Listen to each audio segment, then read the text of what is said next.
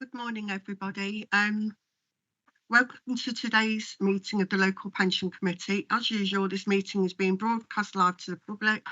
For those not able to watch live, the webcast will be recorded and made available for viewing on the County Council's website after the meeting. Before we begin, can I please remind everybody to only turn on their microphones when they wish to or are invited to speak. I've received apologies from Mr. Grimley. Mr. Smith is present for Mr. Grimley as substitute. I've also received apologies from Mr. Pitt this morning. As this is the first meeting of the council term, it would be useful for all members and officers to introduce themselves. To my left, please. Good morning, everyone. My name's Fiona McMillan. I'm Head of Law. Morning, everybody. I'm Bulash Katra, Officer for the Fund and looking after investments. Good morning, everybody. I'm Councillor Jeff Whittle from the City Council. Morning all, James Henry. I'm Director of Finance at Loughborough University and an employer representative. Morning, I'm Declan Keegan, Section 151 Officer at the Leicestershire County Council. Good morning, Kevin Crook, Councillor at County Council. Morning, Councillor Martin Cartwright, representing the Hinckley and Bosworth Borough Council on behalf of the 7 districts. Simone Hines, Assistant Director of Finance at the County Council. Morning, I'm Ian Howe, I'm the Pensions Manager for Leicestershire County Council.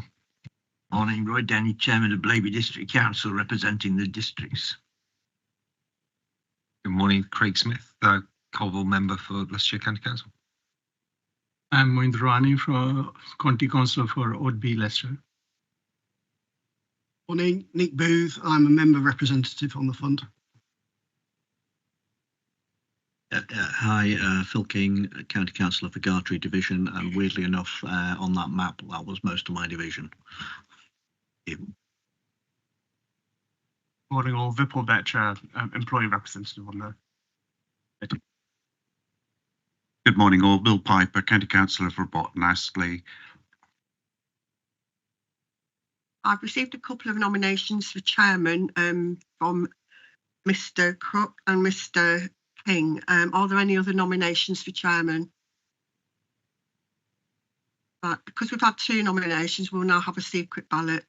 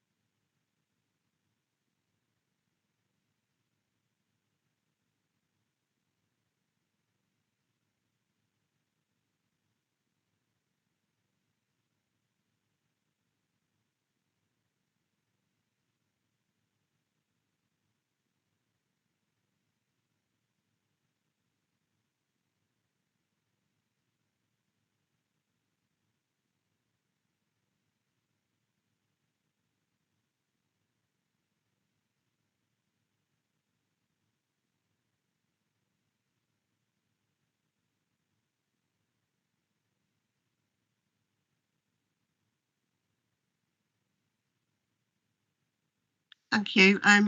We've just counted the votes now. Mr. Crook, you've received 2 votes. Mr. King, you've received 7 votes. If you'd like to take the chair, please.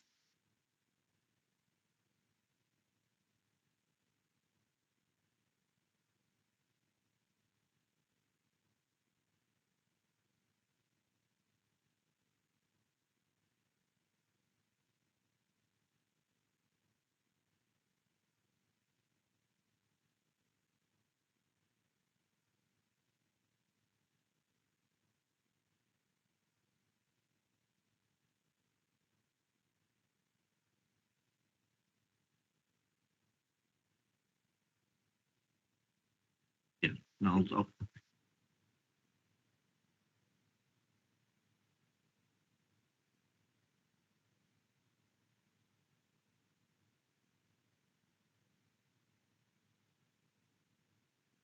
okay. Thank you very much, colleagues, for voting me in. Commiserations to Mr. Crook, but that's great. Thank you very much. So thanks, Angie, for doing the hard bit at the beginning. Much appreciated. So now we're going to move on to item 2, which is appointment of vice chairman. I'm delighted to propose Mr. Grimley to be vice chairman of the committee for the next year. Do we have a seconder for that? Mr. Smith? I'd more like to second Mr. Grimley. Okay. Do we have any other proposals for vice chairman? Mr. Crook? Yeah, could I propose Bill Piper, please? Propose Mr. Piper.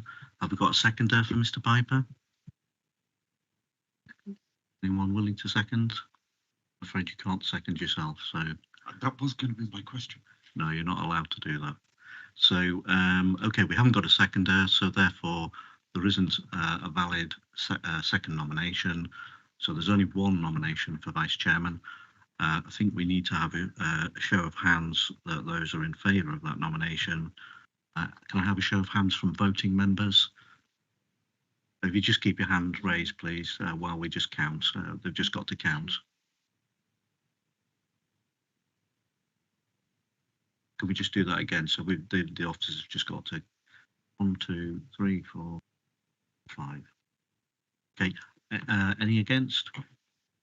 Any abstentions? Okay, 1 abstention. That's great. So declare that Mr. Grimley is appointed vice chairman for the year. Thank you very much. Okay, so we move on to minutes of the meeting held on 14th of March 2025. I'd like to propose the minutes of the meeting taken as read, confirmed, and sign them. Has anyone got any queries about the minutes at all? Take them.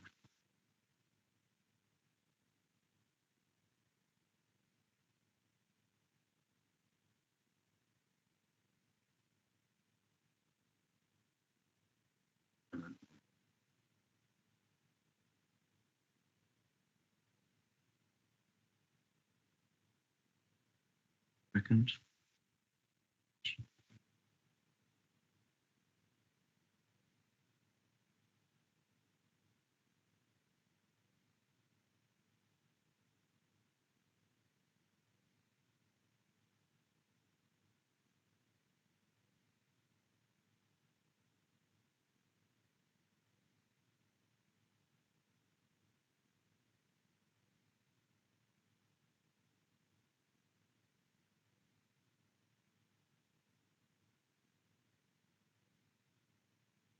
Thanks very much. So moving on to item 4, which is question time. There have been no questions received. So we'll move on to item 5, which is questions asked by members under Standing Order 7.3 and 7.5, and there's been no questions received. Mr. Denny, Yes, congratulations, Mr. Chairman, but I'm officiating in Blaby and I have to depart now. So I shall leave you to the okay, multiple pages you have to look at. Thanks very much, Mr. Denny. Thanks for attending for the first part of the meeting and the training. Much appreciated. So just move on to item 6, which is to advise of any items which are urgent. There aren't any urgent items that have been notified about. So moving to item 7, which is members' declarations. Are there any members' declarations that anyone needs to make about any aspect of the agenda at all? No? Okay. I mean, if during the meeting you do think that you do have a declaration that you need to make because of the discussion or the item that comes up, you are able to do that later on. It does happen occasionally. Okay, so we're going to move on to item 8, which is the first report, which is what we were just talking about in the training, which was the pension fund valuation 2025 assumption as employer risk. And Ian Howe, a pensions manager, along with Tom from Hymans Robertson and Richard Warden. So over to you, Ian. Thank you. Thank you, Chair. Good morning, everybody. I hope you found the Hyman's training useful this morning. I think that sets the scene really for this report. I appreciate there's new members here today, and also the valuation only takes place every 3 years. So those members who have been here for a few years, it's only every 3 years we go through this cycle.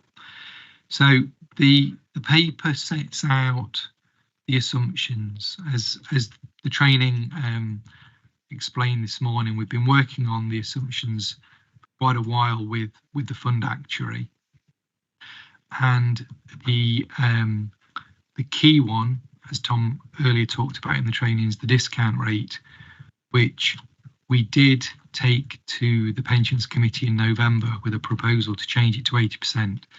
And that's what we've been working on in terms of the stabilised employers. So we've done some work in advance on the stabilised employers. For the benefit of the newer members, the stabilised employers are like the tax raising bodies, so the county, the city, the boroughs, districts, police and fire. But we propose to use the same for the other employers as well. As Tom alluded to earlier, the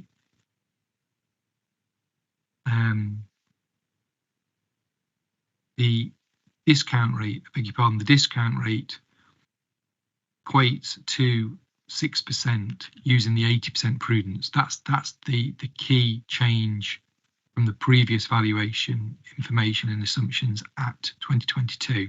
So at 2022 we used a 75% security, and we've increased that up to 80% to give us that additional prudence, and that then equates to the 6% discount rate.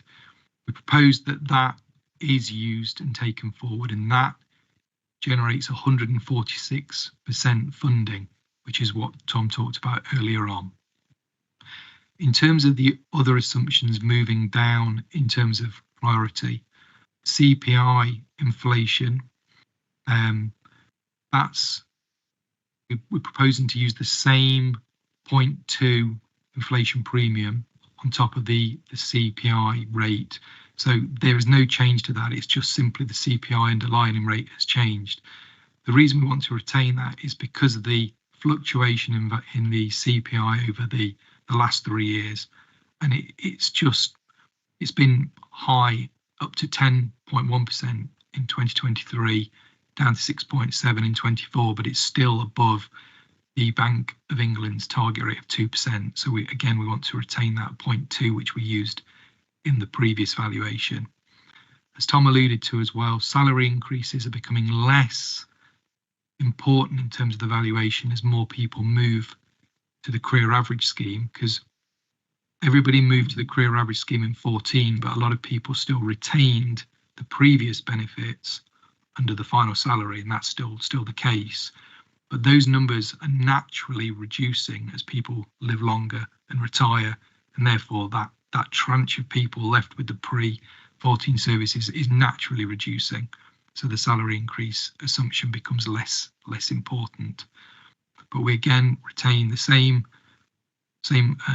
principle of 0.5 on top of the CPI inflation. Tom alluded to earlier as well about longevity. Proposed to use the sort of what Hyman's are classifying as the sort of the default. So we're taking a sort of a view on longevity, as Tom's described. We believe it's going to continue to rise, as the graphs showed earlier.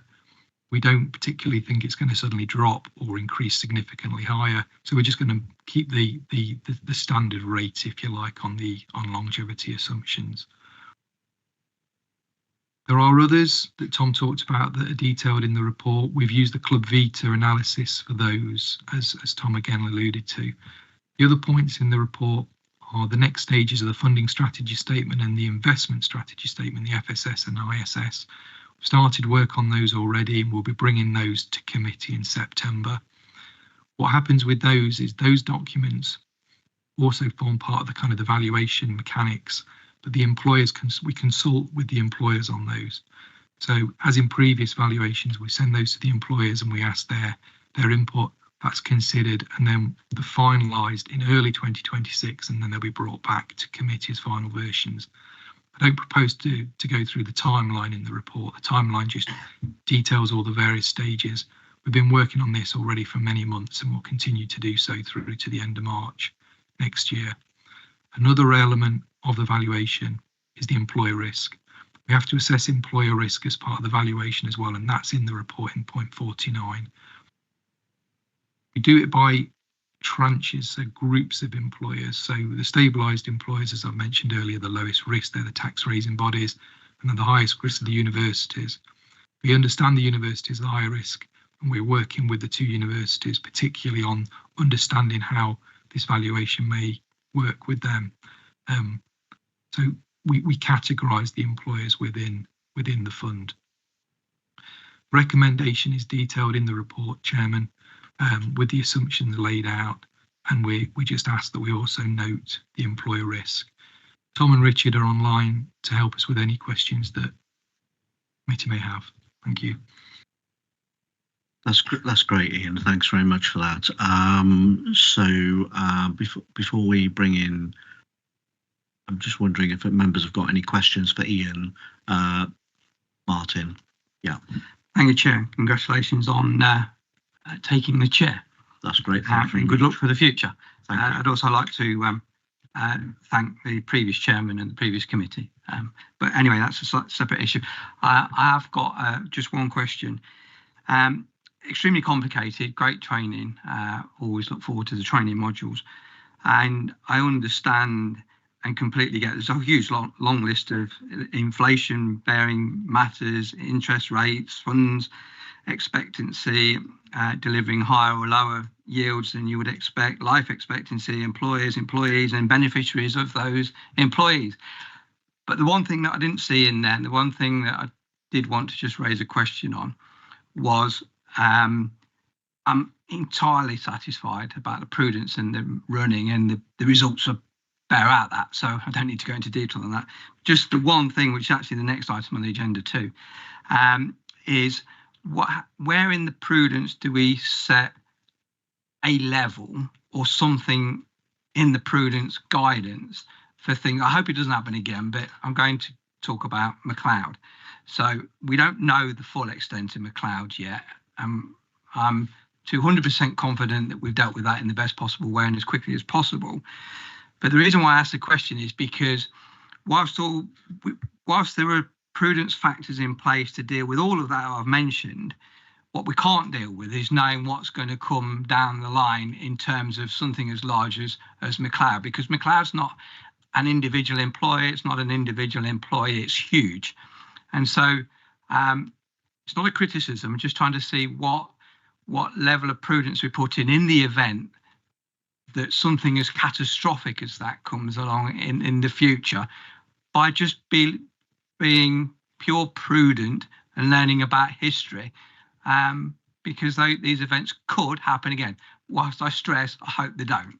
Thank you, Chair. Okay, thanks for that, Martin. Appreciate it. Ian, do you want to pick that one up? Thank you. Yeah, thank you. Thank you for the question. You're absolutely right in saying McLeod is probably the biggest item that we've had to deal with and continues to be so, in truth. But I think the emphasis on McLeod has changed from our concern at the last valuation about the potential impact on liabilities, and it's changed more to an administrative issue, if I'm honest, because we've done a great deal of analysis, as have many of the actuaries and other funds as well on this. And whilst the McLeod work is a huge administrative task, reviewing every single member's benefit that's affected by McLeod, the impact is negligible. Honestly, it's tiny in terms of actual liabilities, because the difference in pension benefits it's generating is immaterial in truth in terms of the total cost. So it has been considered. It was considered at the 2022 valuation, and we scoped an element within that. We've considered it again. I'm going to ask Tom to actually confirm if there was actually a number that it equated to, but we have assessed it as a risk, but it didn't affect the overall values in terms of the actual rates, if you like. Tom, can you come in on that sort of level of detail? Yeah, absolutely. So there's a couple of points just to pick up here. So just to sort of reiterate what Ian has said on specifically on McLeod and on the value, it is negligible in terms of so the true value of McLeod will not be known. Okay, in the sense that it doesn't. You don't know whether or not it bites for any individual member until they retire. Okay, so there is a little bit of that, but even notwithstanding that point, the current predictions on the McLeod liabilities is negligible. It's less than 1%. It's significantly less than 1%. Okay, as we currently stand. And actually, if you think about it, it's a final salary underpin, and it's whether or not that salary increases have beaten inflation. And obviously, in the recent past, they clearly haven't. Right, Ian touched upon it earlier. Inflation's been 10.1 and 6.7. Okay, so even people where they're covered by McLeod, chances are they would have been better off in the care scheme. So actually, the cost of McLeod is zero. But that's that's one part, which is what Ian said. I think it was a really good question from the gentleman that asked a question, and just to pick up on something because it draws attention to this point of okay, McLeod was one thing, but there is other regulatory legislation risks. The future is uncertain. The future might be unpredictable. We know everything that's going on with pooling and other things like that. Okay, and the point is that the prudence that we allow for, and I probably should have said this in the earlier training. Yes, we capture it in the investment risk, but that's just for simplicity. Okay, rather than allowing for prudence across the full suite of assumptions, we capture all in the investment risk, but actually the prudence really is there to cover all manner of sins. Okay, it covers investment risk, it covers other risks and wider inflation risks, it covers geopolitical risks, it covers regulatory risks. So yes, we accept that maybe these risks potentially are increasing. And that's part of the reason why we've increased prudence from 75 to 80, because we recognise that there could be other things such as this. I mean, there's another live consultation, for example, which some members might be aware of, and there's something similar to McLeod. It's quite widely dubbed as the Goodwin case. Okay, it was another legal case. It was to do with survivor benefits, and it might lead to another uplift. Again, a very negligible uplift, but it's just another example that there are these risks that are floating around there in the ether, and it's right to increase prudence just to capture all of these. Okay, Martin, does that help answer your question? It does, and you've kind of finished it off nicely, because it wasn't around McLeod being a problem. I realised that McLeod's not going to cost anything like what it could have done, but the reason why I asked the question is because that uncertainty was that it could have been much more huge. And whatever comes next, we don't know what it is. I hope nothing comes next, of course, like I've said. But it could be something larger than that, with a bigger cost impact. That was all. And as to say, we don't live in a perfect world, but it's just being mindful of past history going forward, and just having that extra prudence in there to ensure that we're as best protected as we can be, given that we don't know what's coming down the line. So I think you've answered the question perfectly, but it was just that, if you like, we were lucky with McLeod. The next one could be worse. It is a kind way of putting it.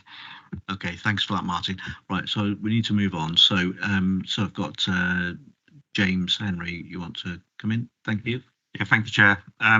Two questions, if that's okay. The first is, I think I take the opposite view on prudence. I think the fund is well funded, so 159%, really good position to be. I think the job of the fund is to ensure well funded and stability, but not to create a surplus position. I think to change from 75 to 80%, I would understand that rationale if it was closer to 100% funded. But I kind of think I see it as a slightly. I'd welcome thoughts on that decision given the funding position, because I guess the context for employers is they will have to make decisions which impact stakeholders, etc. As a result of the contributions not moving as they would do.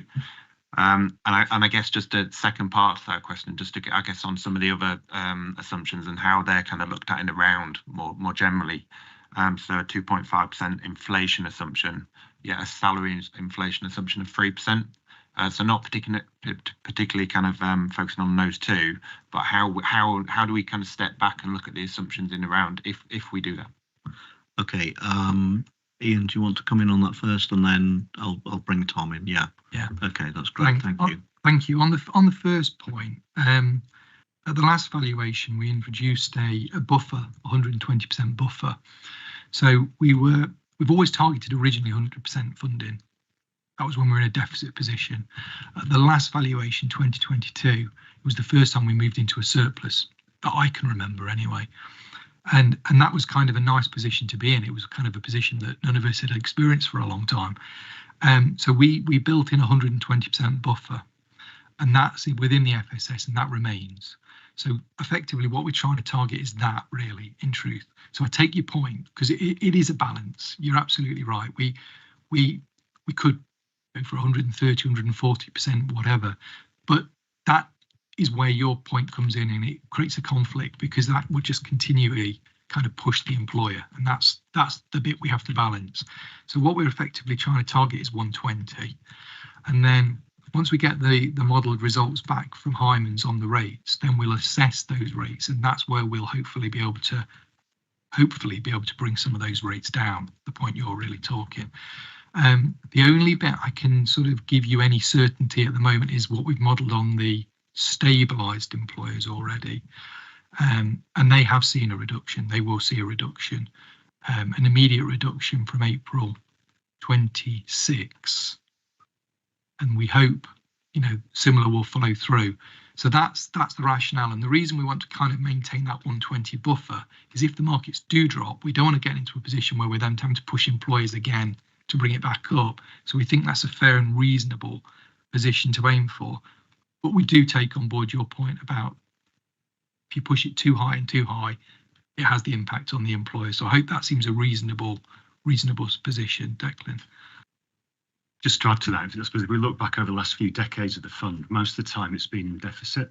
And if we use 100% as a ceiling and sort of almost allow employers back to reduce at that stage, we're always going to be on average in deficit. By having a kind of a higher level of buffer, it does allow that sort of level of prudence. And it means that funds can, I suppose, continue to be counter employers if there are unforeseen shocks that do drop the fund into an overall deficit. And we have that phase of steadily building back up, as opposed to, if we did take the view it was 100% ceiling, then what you're saying to employers is as soon as we go into deficit, we want that money now. So it's just trying to create that sort of stabilised kind of, I suppose, steering a ship type approach, rather than sort of knee-jerk reactions to sort of this external shocks to the fund. Yeah, thanks for that, Declan. Tom, did you want to come in on any further points for James from the university? No, I think they've been well answered by Ian and Declan. I welcome James if he wants to just ask if there's anything that he feels is unanswered, and I'm happy to top up the answer. James, yeah, just that really helpful. Thank you, colleagues, for that response. I guess following, and this is my understanding, I think, Tom, the 120% prudent level, I totally understand, totally agree with. Increasing the prudence level to 80%, is that not double protecting in some way? Yeah, so absolutely. They're two different things. Whether or not you view it as double prudence or double protecting, it depends on your view and the narrative there. I think both Ian and Declan have well answered the 120 point in terms of the funding buffer, so I'll leave that to one side for now. The choice of increasing prudence, generally it should be a principle-led decision. It shouldn't be a decision rooted in the outcome. Okay, so yes, we know what it does to funding levels, we know what it does to contribution rates, we talked about it, we looked at it in the training, but ultimately the decision to increase prudence has been more based on the current environment, okay, the current economic environment, the current outlook for a lot of the things that we talked about earlier, the investment risk, what the markets are doing, inflation risk, trade tariffs, situation in Iran. That look, there's lots of different things that if you look at where we were back in 2022, you'd probably say we're in a slightly more uncertain environment. The question that we had earlier around just regulatory risks and different things that are going on in the LGPS just now. So that was the decision to move prudence. It is a comfortable position to be in also because we know, and this, okay, yes, we're now jumping to outcomes, but we know that that's not going to unfairly impinge upon employers at this valuation, as Ian touched upon. We're almost in this lucky position where actually the employer should also be getting some good news regardless of that decision. And it's also these decisions we make. It isn't just to protect the fund, and it isn't just to protect members. I think Ian touched on this. It is also to protect the employers. Okay, we know that it would not be helpful for them to have big reductions, only for them to then be asked in 3 years' time to put their hand in their pocket and have to increase contribution rates significantly. The funding level is something that will bounce around. Okay, it is volatile. Markets change all the time. We have all these predictions. We talked about the investment risk. Okay, there was some of those lines that were going off the chart at the bottom. Look, nothing is certain. Even with that 80% level of prudence, we might not achieve the 6% returns that we're aiming for there. So, yeah, I think currently we're in a fair position, and I would go back to that point about it's principle led as opposed to looking at the fact we're in a strong position and saying let's dilute that a little bit. Okay, thanks, Tom. James, are you happy with that? Okay, that's great. Have we got anyone else? Nick? Thank you, Mr. Chairman. Just pointed the previous question relating to McLeod and regulatory risks. I think it's very clear. In other words, it's what Donald Rumsfeld said, was that the sort of unknown unknowns that could come down the line to hit us, even if McLeod hasn't. Point out the discount rate that has gone up, believe it or not, as it to 6% from the 4.4% in the previous valuation, which is very significant assumption of future returns being a lot better. It might be back to 4.4. It'd be interesting to know what the effect on the funding level would be if it was back to 4.4. And the other bit is inflation, I believe, has gone down to 2.5% net from 2.9. It may or may not be right within that, but we've had, imports from China to keep the lid on inflation. It may not be happening. The world is changing in that kind of sense. The low inflation import globalization model is fraying at the edges, at least. So I'm in favour of just being a little bit prudent on this kind of thing, except that, employers will get a Brucey bonus probably because of the funding level, which is fair. But I don't believe that at this stage, we should go back on our prudence, because it could come back to bite us in 3 years' time. Okay, thanks for that, Nick. Appreciate it. Did you want anyone to respond to your comments at all? I'd just be interested in what if we got 4.4 rather than 6. Okay, is that Ian or is that best Tom? Are you best placed to answer that? What would be? Did you hear that? What would be the effect if the return dropped back to wasn't 6%, it was 4.4 or something like that? Yeah, it's a really poignant question, and this is largely the narrative for every LGPS fund. We're in the exact same position as we were from a funding point of view. We're in the same position as we were at 2022. Okay, we're no better funded pound for pound. Okay, in terms of the amount of pension that have been accrued versus the amount of assets that we hold. This is largely the story across LGPS. The only reason that we're saying we're in a stronger position is this expectation of future returns, this promise of returns in the future. Okay, now that those aren't guaranteed, and as Mr. Booth pointed out, there is, and we've talked about this at a previous committee. I know not all members were there, but when we talk about prudence, you could also attach that to what we call model risk. Okay, we come along, we talk about assumptions, we've got all our fancy models in the background. Okay, but they are just one version of predictions about the future. Okay, and it's consistent with the model that we used at 2022, but at the same time, you could have a different view on what that fair sort of expectation of the future might be. So there's a lot of risks out there, and accept the point on inflation as well. So just going back to that point, we aren't any better off than where we were in 2022. So it's right to just be a little bit cautious. Okay, yes, I think it is fair to assume a higher level of return. You could go and buy a bunch of long dated bonds and almost lock in 5%. Okay, so to say that you're only going to get 4.4 might be too pessimistic. And going back to the question earlier, that would put too much pressure on employers. But at the same time, it feels like a big jump from 4.4 to 6. So it's right to be cautious about that. Okay, thanks for that, Tom. Okay, is anyone else?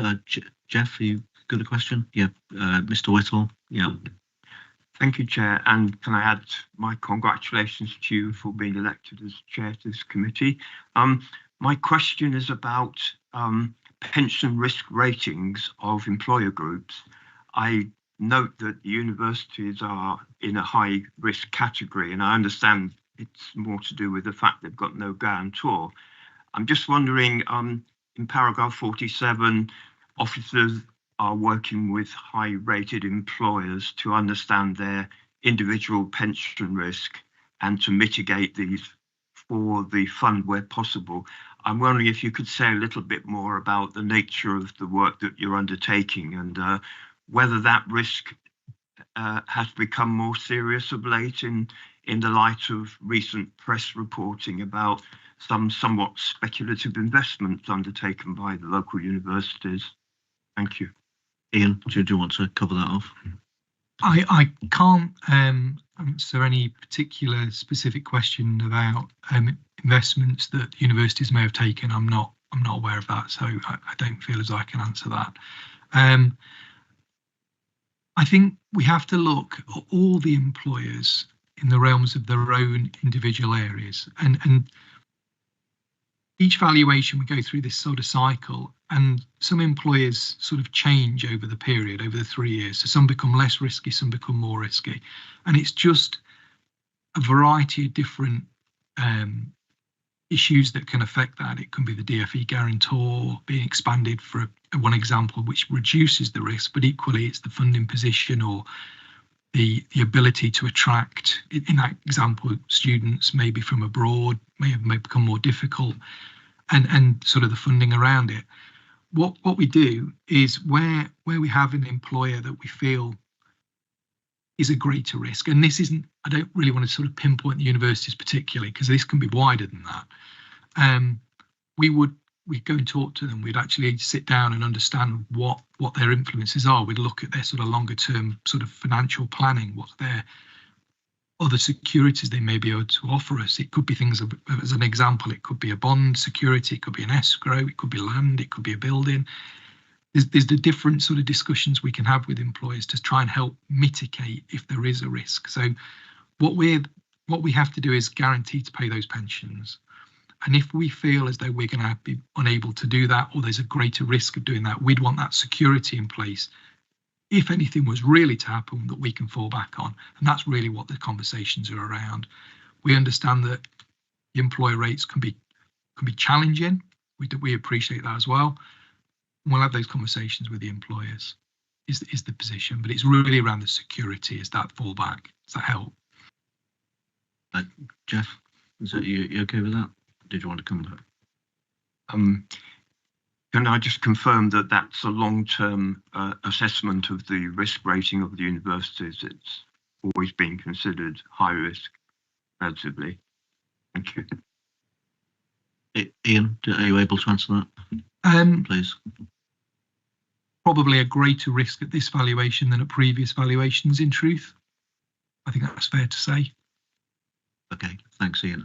James? Yeah, I obviously have an awareness of the health of the higher education sector. So you must be very expert on this matter. Hopefully, fingers crossed. So I guess just a comment and then a follow-up question, if that's Please, okay. by all means, I think it's a really diverse sector. So it is true to say that the sector is under significant challenge, and some of the institutions across the sector are seeing acute pain and challenges, but at the other end, there are some institutions which would be, I would argue, from a risk perspective, kind of way and above all of the other organisations on the list here. So I think to that point, my question is, and I think you started to allude to this, Ian, are they looked at individually, not just the universities, but broadly? Is that risk rating looked at individually, and would it be feasible for any kind of the employers within any of the groups to have a different rating? Not be just kind of as a sector, if that makes sense. Yeah, that's a good question, Ian. Yeah, you're absolutely right, there is. So I'll pick academies as an example. Academies are a big group. I think there's about 70, 75 employers in that group. We assess each individual one. We do that for every employer. I'm just picking that as an example. And some of the academies are higher risk than others. And that can be for a variety of reasons. I mean, it can be all sorts of different things. So the answer is yes, it is in truth. Another group who I could probably touch on are the community admission bodies. So they tend to be the older, tend to be charity type employers. They tend to be historic employers that have been in the scheme for many, many years. The risk there is they tend to have less active members and a greater amount of pensioners and preserved members. They've got a lot of liability built up with less money coming in. So they're more mature. And also, there's not necessarily a security behind some of those, or if there is, it's not as maybe robust as ideally we'd like. So we do. So the answer is yes. I'm saying a lot really, but the simple answer to your question is yes, we do. We look at employers separately within that. Okay, thanks, Ian. Okay, have we got anybody else who wants to make any further points or raise any further queries or questions about this item? I'm not seeing anyone, so we're going to move to the recommendation then. And the recommendation is the committee is asked to approve the valuation assumptions and note the valuation employer risk. I'm happy to move this recommendation. Could I have a seconder, please? Yes. Mr. Piper, is that agreed? Just have a quick show of hands. Yeah. Okay. Anybody against that? No, can't see anyone. So that's agreed. Thanks very much. Thank you, everyone. Very important matter. So move on to item 9. We have a progress report on the McLeod remedy. And Ian, this is another one for you. Thank you. Thank you, Chair. We've kind of started to talk about this thanks to Mr. Cartwright's question at the previous agenda item. So I think just to kind of give a little bit of a history for the newer members, probably as a sensible starting position. So what happened was the local government pension scheme changed in 2014 to a career average scheme. Previously, it was a final salary scheme. And at the time, the older members were given kind of a guarantor to effectively say, if the career average scheme didn't get quite as high as the final salary element, they would give them a higher. So those older members were kind of guaranteed effectively. That was challenged as an age discrimination case by younger members, and there was a long legal process that was progressed, and it was basically government lost the High Court decision, and that was then known as the McLeod remedy, because it was Mr. McLeod who brought this challenge. And effectively what we've had to do, and we've been doing this for about the last 2.5 years, is effectively rebuild pension records to allow us to then establish if the career average or the final salary benefit is higher for those younger members. So that's what we've been doing, and we've been doing a great deal of work on this. It's been absolutely enormous, huge exercise, and that's involved us and the employers as well. All the fund employers have been involved in this because they've been having to send us a huge amount of data, and we've been rebuilding records. I can now say, I'm pleased to say, that we managed to complete the rebuilding of the records in March, and we've now run the tranches to allow us to run the annual benefit statements with the McLeod remedy in place. So when the annual benefit statements are run at the 31st of August this year, so only a couple of months ahead now, the McLeod calculation will be part of the annual benefit statements, and that was a statutory requirement that we will be able to achieve. So that's a huge tick that we've managed to complete that work.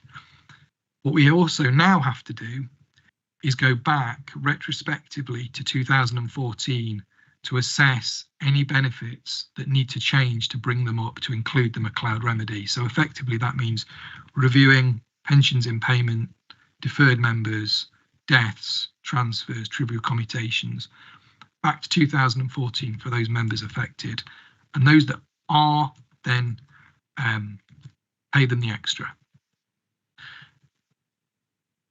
That in itself is a huge exercise, but we're over the first hurdle, which was the annual benefit statements. Now we're on to the next phase. The original target for this was the 31st of August 25. Hand on heart, absolutely, put my hand up. There is absolutely no way on this earth we're going to make the 31st of August 25. And I don't know any fund that will, in truth. So that's been recognised, and they've now allowed an extension to the 31st of August 26. So they've given everybody, every fund, another year's extension, but only with the agreement of each pension committee for the fund. So the purpose of this report is to provide an update in terms of where we are. So the annual benefit statements will be completed. They will be done this year, and they will show the McLeod change. What I'm asking for today is that extension for the further year, so we can then go back and do the retrospection.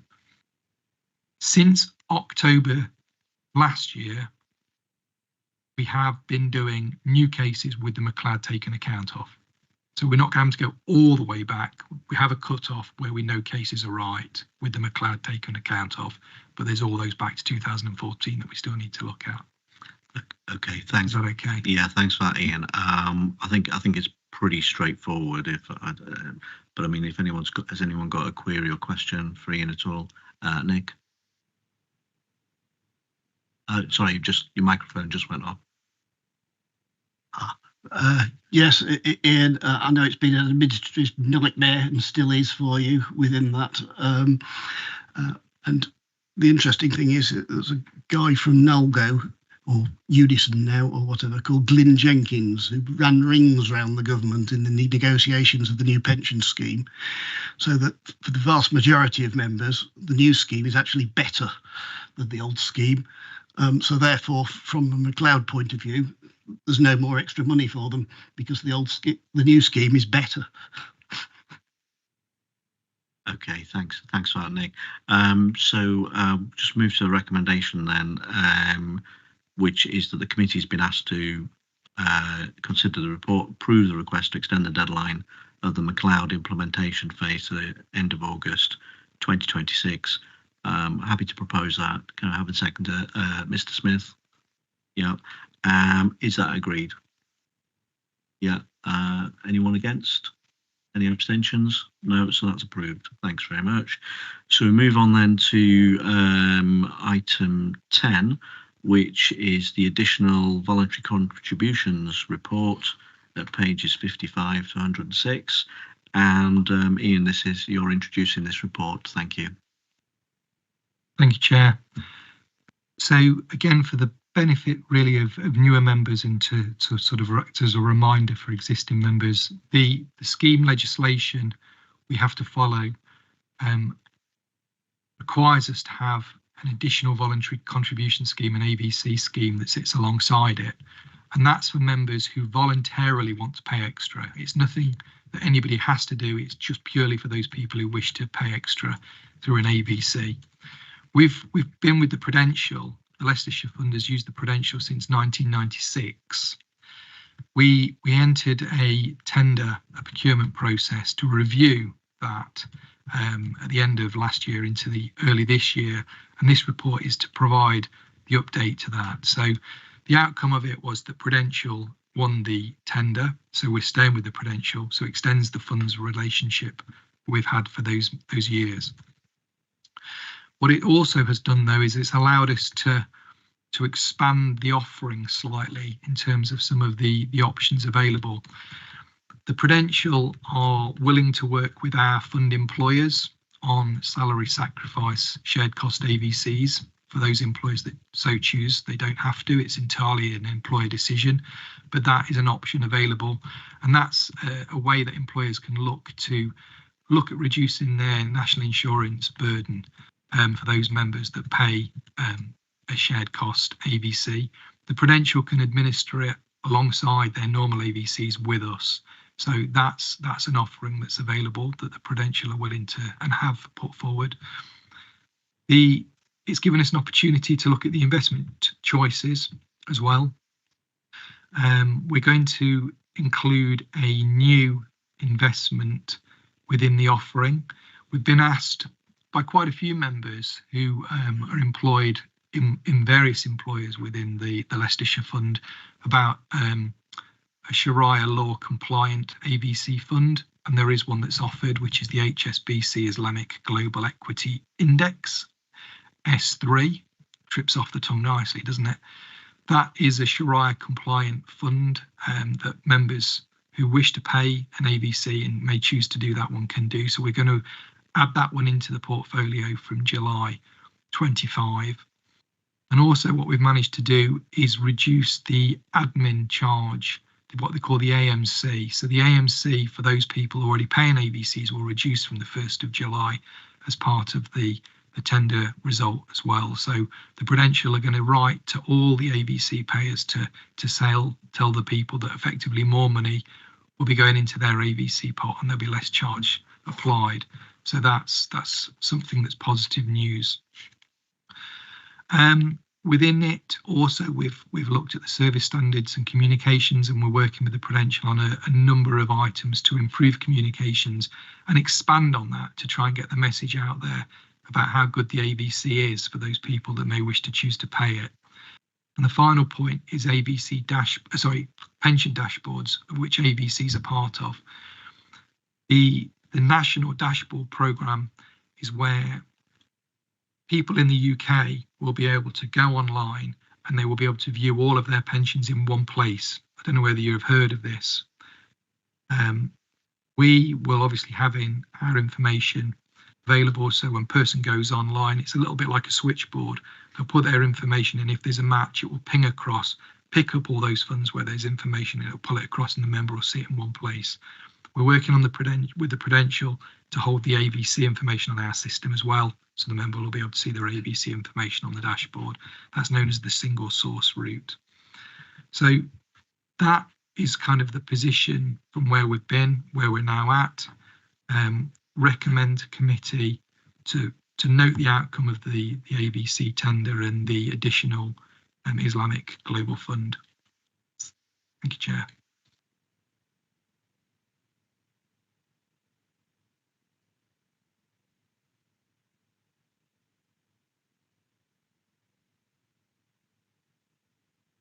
Yeah, thank you. Congratulations for your election, Chair. So I wanted to ask about the salary sacrifice shared cost AVCs. It's noted that only a small number of employers within our fund are part of that. Who are those employers, and is there a sort of a strategy trying to increase the take-up of that for employers? No, there is no strategy. It's completely an employer decision. So we don't influence that. That is not, and I must stress that that's not my role or duties. Do and don't. I think there's only around about 6 or 7 that do out of 180. So you can see the vast majority don't. But I know some of the big employers do, and I know other big employers are looking to do so. Appreciate employer challenges around savings, things of that nature. So that's beginning to drive this more in this sector, in truth. But it is purely an employer decision. I could find those employers and provide that to you separately. By all means, I can do that, but I couldn't tell you immediately which of those employers are, in truth. Okay, thanks, Ian. Is that okay for you? That's great, thank you. James. Yes, salary sacrifice, obviously a great thing for members and employers alike. I think given still a great thing that this is on the AVCs, I think obviously it would be a much bigger thing for both if it was on the actual pension contributions. I should know this, that's not permitted under LGPS. No, it's not. No, that's not allowed under the LGPS regs. No. Okay. Okay. Have we got anybody else want to raise anything on this? I've got one question for you, Ian.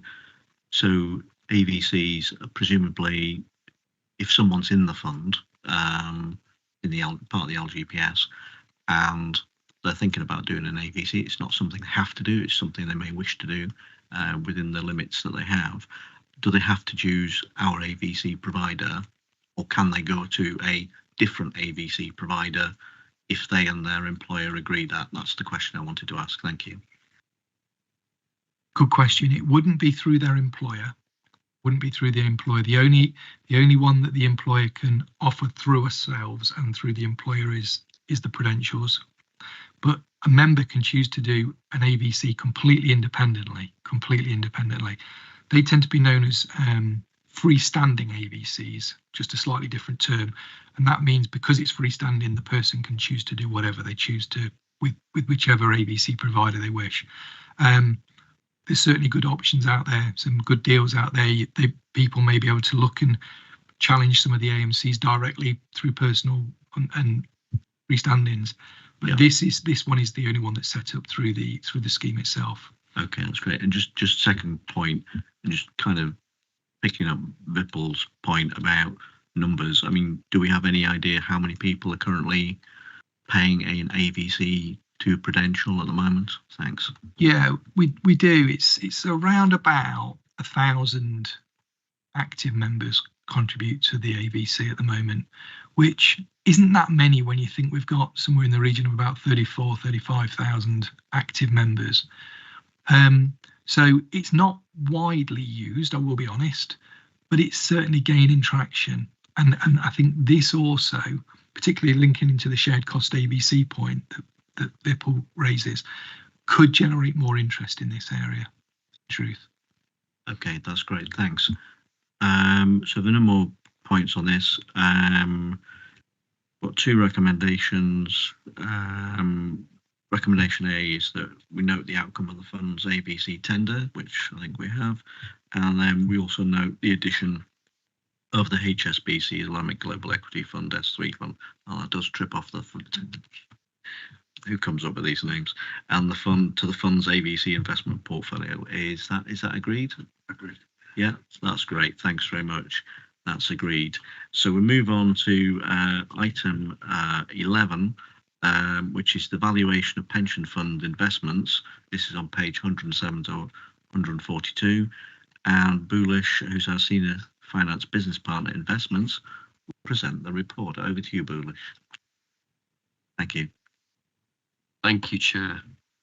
So this is our standard quarterly report. The purpose is to provide the committee with an update on investment markets, how individual asset classes are performing, and the total value of the fund as at the 31st of March 25. The report also provides an update on action taken by the investment subcommittee at its meeting in July 2024 with respect to an investment recommendation to two LGPS central infrastructure funds.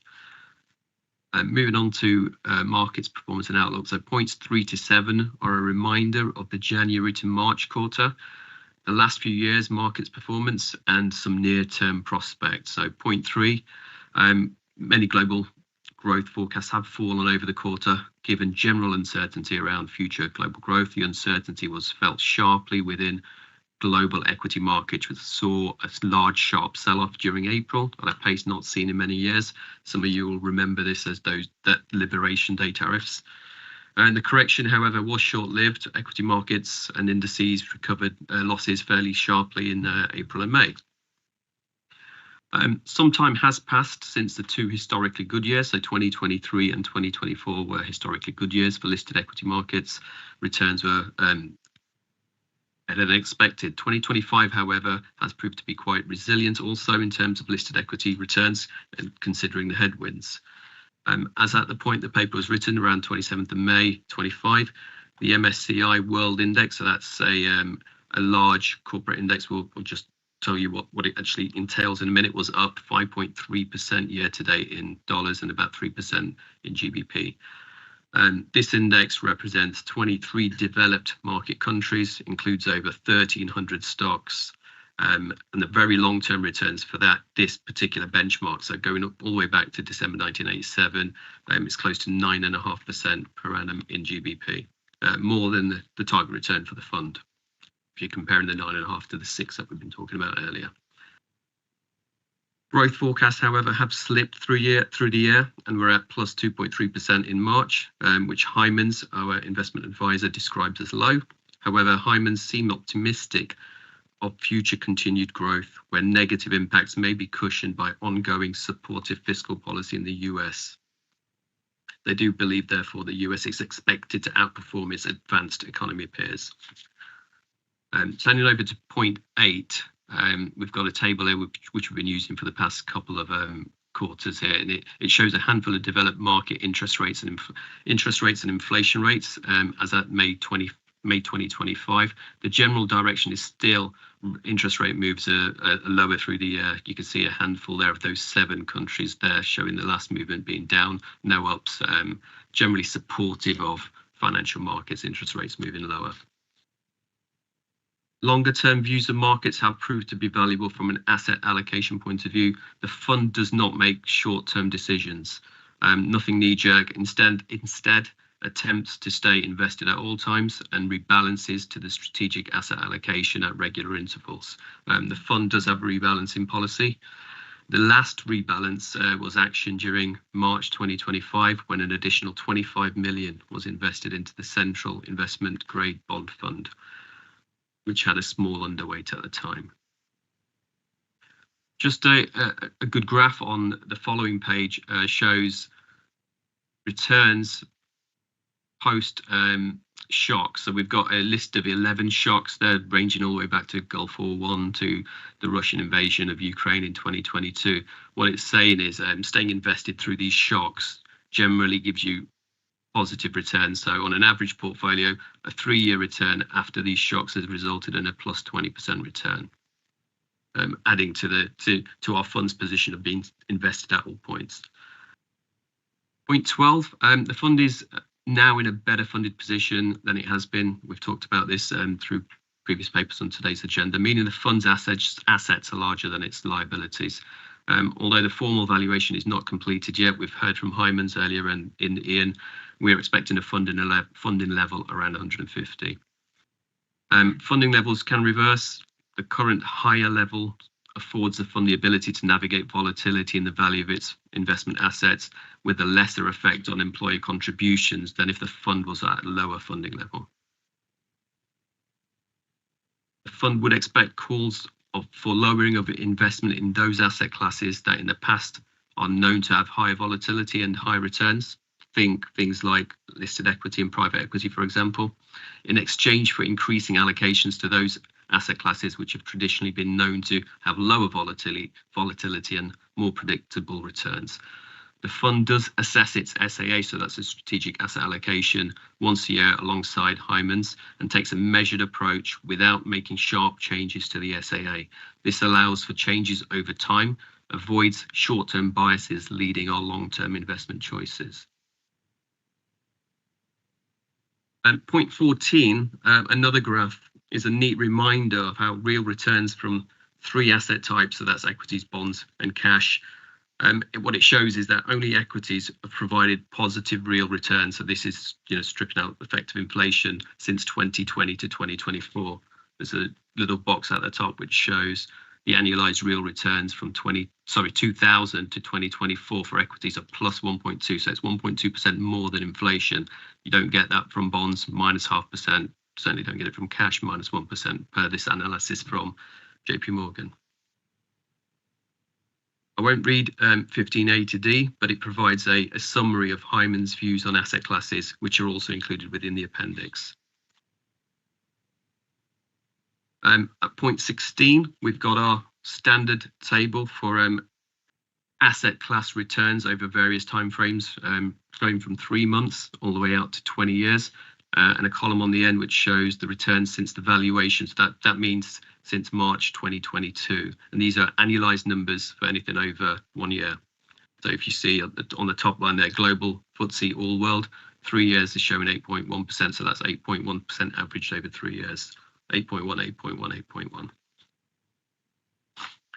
8.1. Moving on to our portfolio, point 18. The net effect on cash quarter on quarter from all the changes we've had to make through the quarters leaves us at a cash position of 556 million. We've got a bit more information in the paper and we'll come on to that in a moment. Any questions before I carry on, anyone?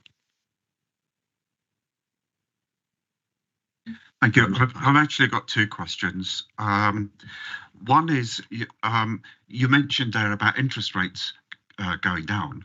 but has not the long-term interest rate, i.e. the bond rate, gone up over relative recent months, and the short-term rate, the mortgage rate, gone down? So yes, you're right. A lot to unpack there. So you're right. Long-term rates are trending in an opposite direction to where the pressure is for short-term rates to come down. I think equity markets and markets in general are trying to work out what it means for long-term returns. And you can see it in the volatility in markets in general. It all kind of helps our position in the sense, you know, we're trying to build the buffers in the right places. We talked about the 80% earlier. The general uncertainty is higher. And the second question was, there's been a lot of talk about gilts today, and you show them on your graphs.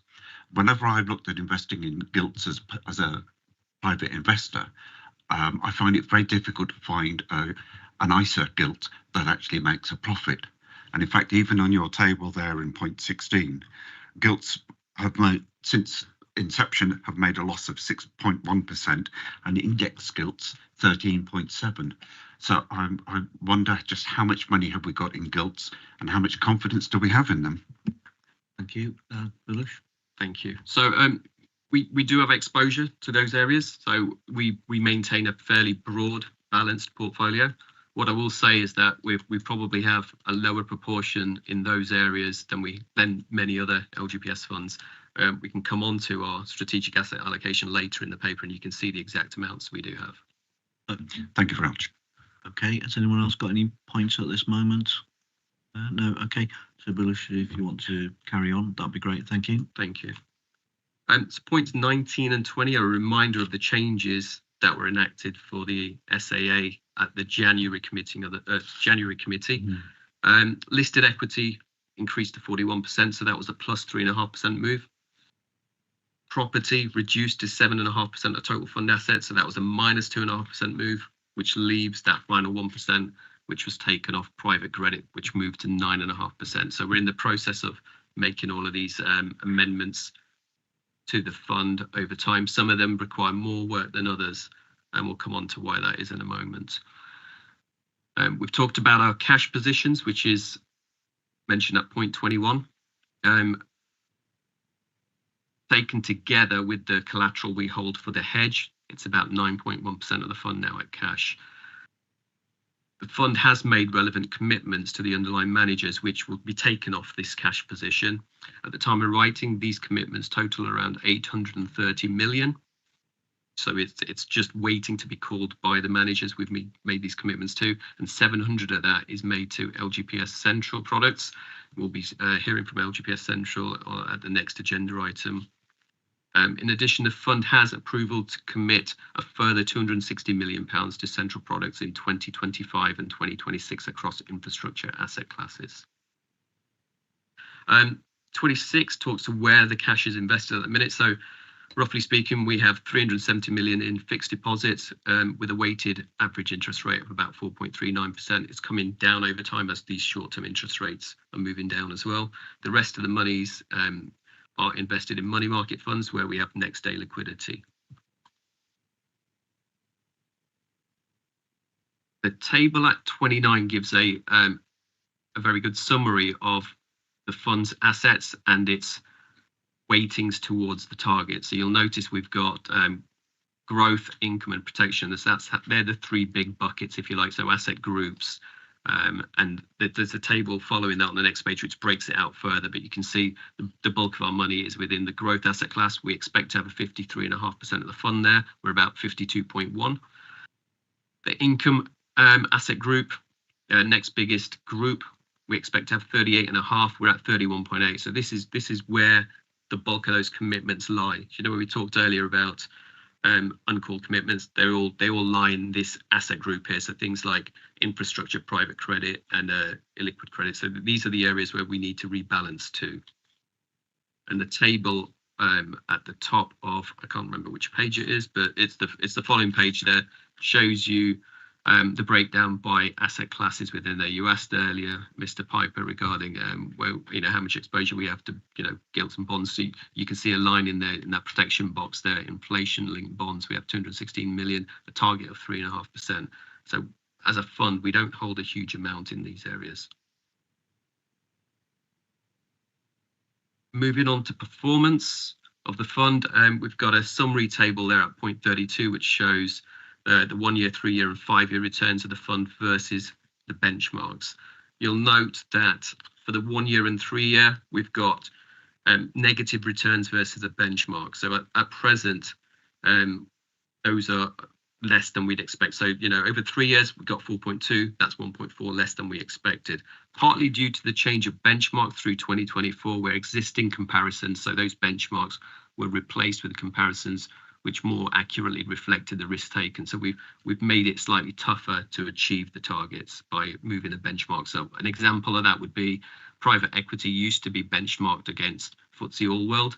FTSE All-World would be the listed equity benchmark, but what we've done is we've said we want not only what you'd get from FTSE All-World, but another 3% every year as well. 37 to 39 show some detail for private equity target return funds and the private credit performance. I don't intend to read it all out. They're fairly hefty paragraphs. If there's any questions, I'm happy to take those.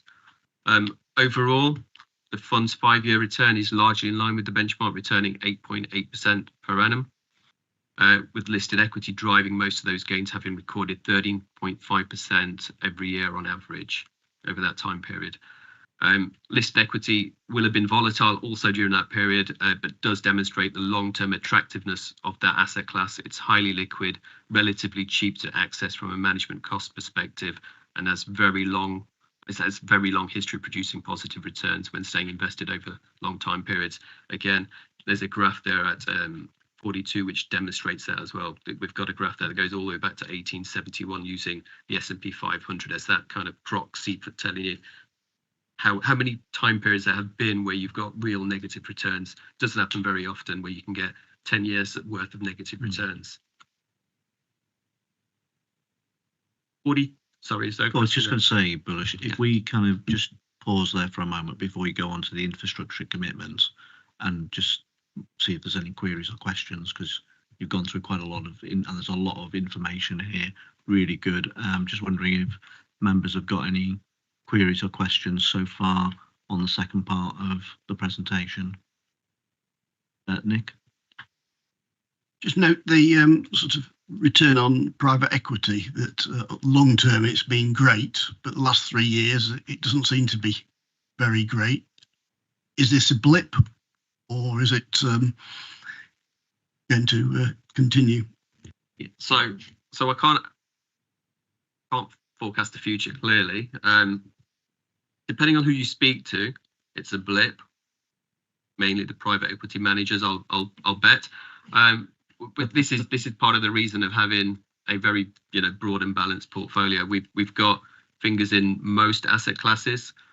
You don't expect them all to do well at the same time, and the markets haven't been welcoming of new IPOs. So initial public offerings where you take private markets and list them. So the market hasn't been great for that. So you can see why the returns haven't been where we'd expect. But over the long term, you're right, the returns have been ahead of listed markets. Okay, thanks for that. Nick, okay with that? Right, so no more queries on this part at the moment. So Bullish, if you want to continue, that'd be great. Thanks very much. We'll skip past pooling progress because we are covering this off at the next agenda item when Central are in as well. We move on to the last part of the paper, which is the infrastructure commitment. So this is at the meeting of the ISC in July 2024, it was agreed to make a multi-year commitment to the infrastructure asset class via 2 separate investment products launched by LGPS Central. So this is the Core and Core Plus product, which invests in safer infrastructure products, if you like. So, roads and toll bridges and things like that, so much safer. And then also the value add opportunistic, which involves developing assets as well. It was agreed at that meeting that we'd invest 100 million and 30 million. So that's 100 to the infrastructure Core Plus product and 30 million to the value add opportunistic product in 2025, but also in 2026.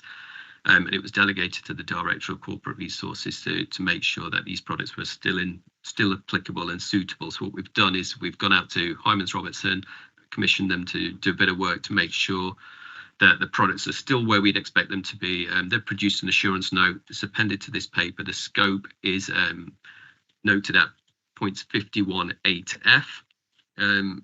Hyman's concluded that the two central funds have made satisfactory progress, remain comfortable with the next phase of commitments in both of the funds, and asked that a similar comfort check is made at the next round of commitments in 2026. Okay, thanks for that. And has anyone got any queries or questions about this particular item? Anyone? No? Okay. All right. So then if we move on, I think, are we at the end? We are. We just need to get Central into the room. Okay. So I just need to go through the recommendation then. Recommendation is committee is asked to note the report and commitment to the LGPS Central Infrastructure Core Plus Fund of 100 million and commitment to the LGPS Central Infrastructure Value Add Opportunistic Fund of 30 million. Is that agreed? Yeah. Anybody against at all or abstaining? No. Okay, that's great. So that's agreed. Thanks very much. So we're just waiting for them to. Oh, they're out. Sorry, I thought. I'm so used to them appearing on the screen. Okay, so we're just waiting for the LGPS Central team to walk down the corridor. We'll have a short intermission.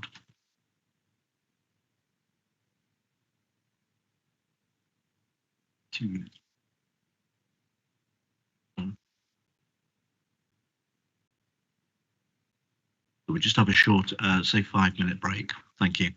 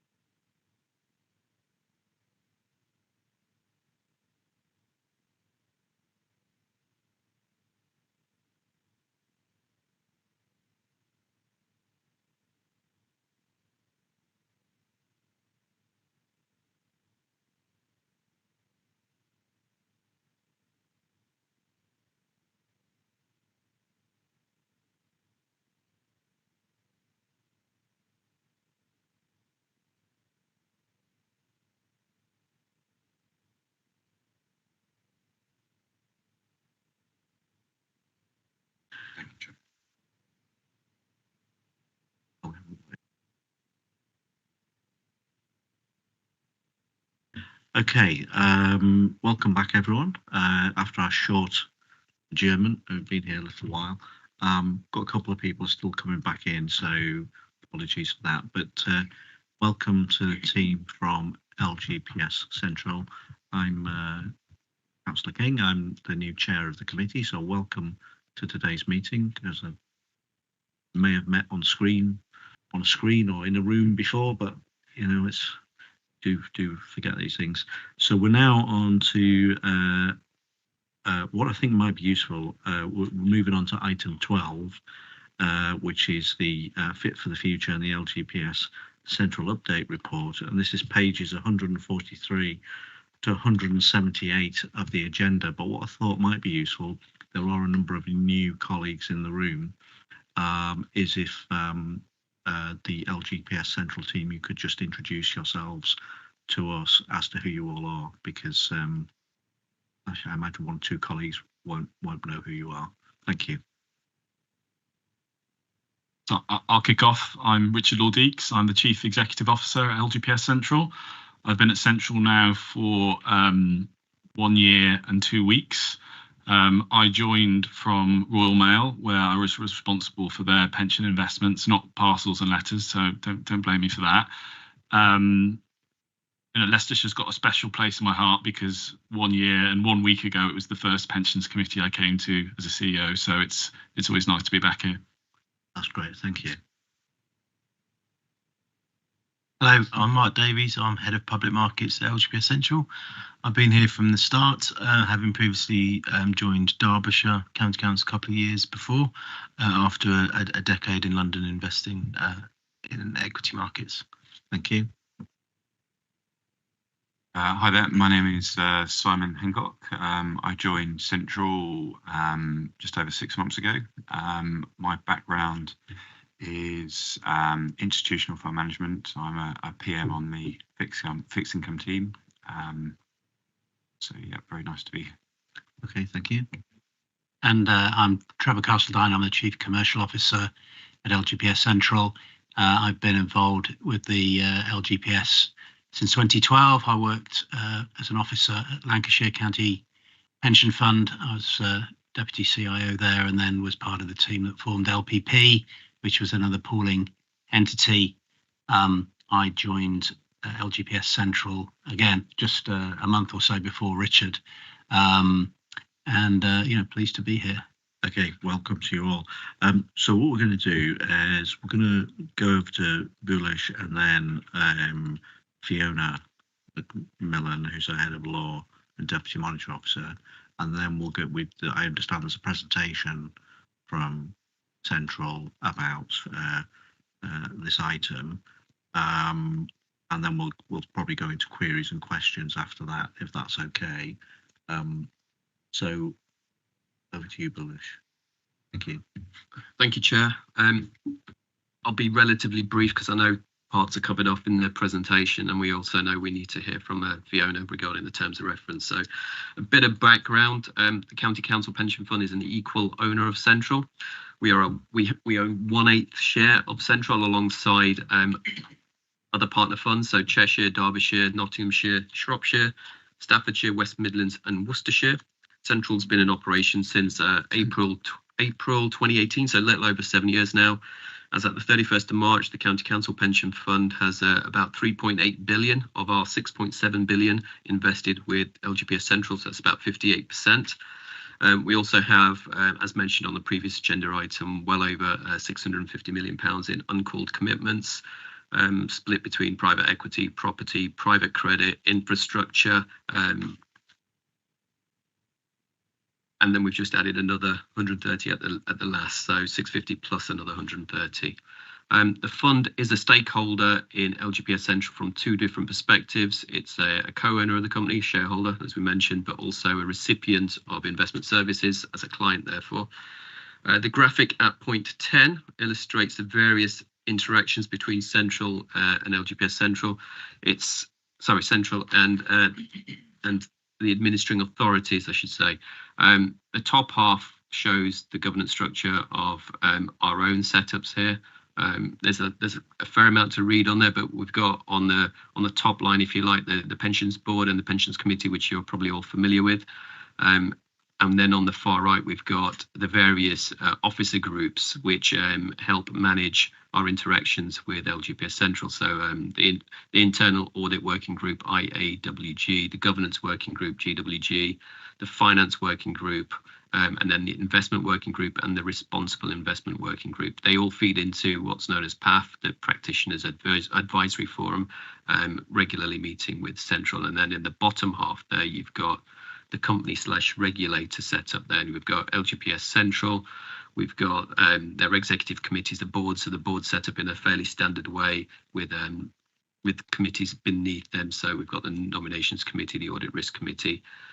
So a fairly standard setup, authorised and regulated by the Financial Conduct Authority. Moving on to Fit for the Future, just a bit of background. In November 2024, government initiated the LGPS Fit for the Future consultation. The focus was to look at how tackling fragmentation and inefficiency can unlock the investment potential of the scheme through asset pooling and enhanced governance while strengthening the focus on local investment. On 29th of November 2025, the Pension Committee considered key themes and initial views and authorised the Director of Corporate Resources following consultation with the Chair of the Committee to provide a detailed response. This was submitted ahead of the deadline in January 2025. If we fast forward to May 2025, the back end of May 29th, the government published the final report on the Pensions Investment Review and the Fit for the Future consultation outcome. Confirmed all key proposals are to be implemented. We've got a summary at 14, 15, 16 and 17, but I know our colleagues from Central are going to cover those off, so I'd leave those off for now and we can come on to those. I don't have any other bits to say other than hand it over to Fiona unless there's any burning questions. Thanks for that, Bullish. Has anyone got any questions at this stage at all? Queries? Okay, I'm going to move on to Fiona then. Thank you. Thank you. Fiona. So following the Fit for the Future consultation outcome, which has led to significant changes for the LGPS, we're proposing some changes to this committee's terms of reference, as highlighted in yellow on page 157, 158 and 159 of the agenda papers. So the first couple are quite minor tweaks. The first one at section 8.2 is to cover the situation we find ourselves in this year, where the chairman of the committee was not nominated at the annual council meeting. That's just adding the word usually in. Second alteration to section 8.3 is just to clarify that the vice chairman will act as chairman in the absence of the chairman. Third alteration at section 8.4 is to allow for the flexibility that we will need as an administering authority in who can act in a timely way as a fund shareholder representative on LGPS Central. This is to enable the pension fund to quickly and efficiently engage with LGPS Central on new statutory requirements and developments over the next year. This additional wording sets out that this will be agreed by the chairman of the local pension committee in conjunction with the section 151 officer, and any decisions will be reported back to the committee.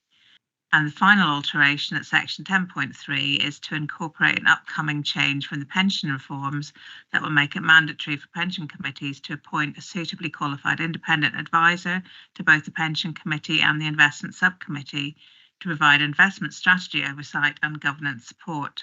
This role will be non-voting and is likely to need to be in place by the end of this municipal year. The covering report sets out some more details about this role at paragraph 30, and further details will follow in due course.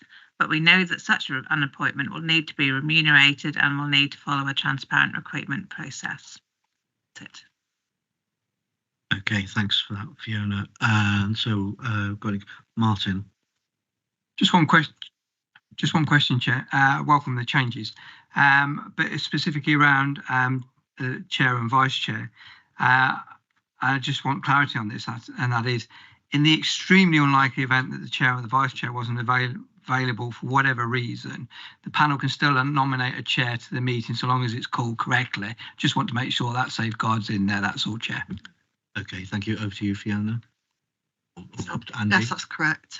If they're absent, then a person can be nominated from the meeting, as long as it's quorum as well, of course. Thank you.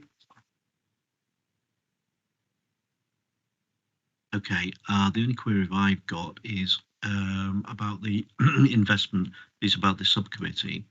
I haven't actually, I mean, obviously it says that the chair, vice chair will be members plus another member of the county council.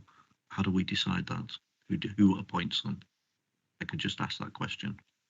Is it down to this committee to appoint them, or? That's all. There will be a list of members and it will include one representative, one district member, which they agree between themselves. I'll go. We just need to, we could clarify that, and that'd be great, because that it's not very clear how that process, how that's actually done. It's quite important. I think we all need to understand how that subcommittee is appointed. Membership of the committee, just one member of the employee representative and one district council. Yeah, so it says this includes 3 county councillors, chairman, vice chairman of the committee, plus one other committee member. So how do we decide that other committee member? Yeah, Chair, I'm sure that's just agreed amongst those. I'm sure that's it was agreed between, certainly between me and Roy when the conversation came up last time around. I understand that. So I think that's something we need to, if we can get some clarity on, maybe not now, but come back to that. That's great. Thank you. It's just while we were, you know, because we had a discussion about that earlier, about them making an investment decision earlier. Okay, so we're going to go into the presentation then from Central. So over to you guys now. Who's doing the presentation? Thank you, Chair. I'll take that. I'll go straight into the investment overview, if I may. Which I don't have your pack, so I don't know what page it is, but on mine it's page 4. I think your pack might be slightly longer.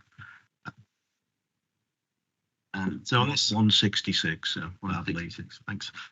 So on this page, we highlight all the public market investments that Leicestershire County Council have via the LGPS pooled vehicles. You can see there we've got, you've invested in our Global Equity Fund, our All World Climate Multi-Factor Fund, Investment Grade Corporate Bond Fund, Multi-Asset Credit Fund. The 3 active products you invested in, we're going to talk about a bit more in depth later. We also recently, at the turn of the year, undertook an agreement with all partner funds to deliver oversight and stewardship services for the passive investments that are held with Legal and General, held outside the pool, but now have our oversight, so included in the company's assets under management. The following slide is the commitments that Leicestershire County Council have made into the private markets.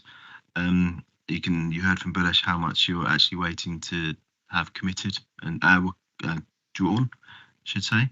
I am reliably informed by my colleague, the head of private markets, that everything is going to plan and those funds are performing as they would expect.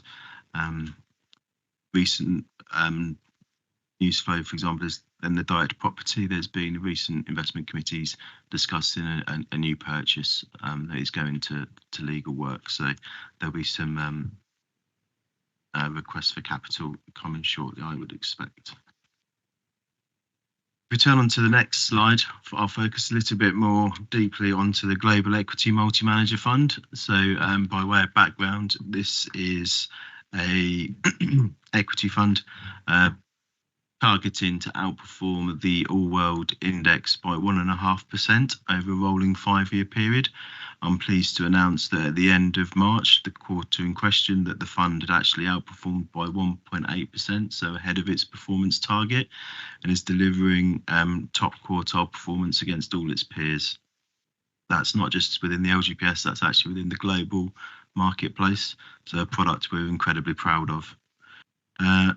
The quarter in question, again, we saw the fund outperform. It was quite volatile. You saw Trump take his position as president in the US. This led to talks around tariffs against Mexico, China, in Canada. This unnerved investors across the globe and saw the US start to underperform during the period, whereas Europe and UK actually performed strongly. The fund is positioned well in that sort of instance, and hence why we saw a 72 basis points or 0.72% outperformance. What also helped was that the fund is also underweight in the Magnificent Seven stocks. So these are the big technology stocks that have driven the equity markets for the last 18 months to 2 years.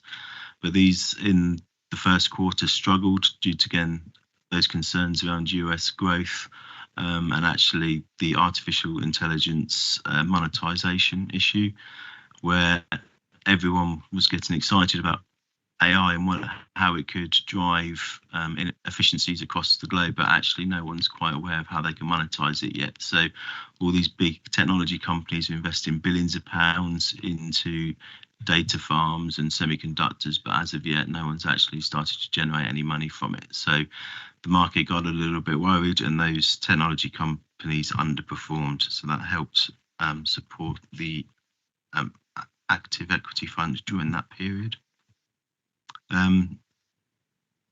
Most of that performance was driven by our value manager. So the fund has 4 managers, each with different styles. One of them is value, one of them is growth, one of them is quality, and one of them is a momentum manager. So it was actually the value manager that performed really well in that instant. The benefit of that approach is that at any given period, one of those managers should be performing, and hence that's why we get that kind of like smooth outperformance over the longer term, as those managers all behave differently in any different time period or market conditions. Is there any questions? Yeah. Has anyone got any points at this moment that they want to raise at all about the investment performance? Bruce? Mark, could you just explain how the various weightings and the number of managers has changed over time? Yep. So originally the fund was launched with the help of actually an ex-Leicestershire County Council employee, a gentleman called Colin Pratt. At the launch, they procured 3 managers. They weighted those. The idea was to be weighted equally. Upon actual launch, they slightly overweighted the value managers. So I think it was around 38% into that one manager and the other 2 equally weighted. Since then, as the market has rotated, we've actually reduced that value manager in weight. And last year, following a 3-year review, we introduced a 4th manager with a quality focus. This is a high conviction manager. They hold about 30 to 40 stock names. They focus on companies with really strong balance sheets. So hence why they're termed quality companies. They have come in at a relatively small weight. They're held at about 15% within the portfolio at present.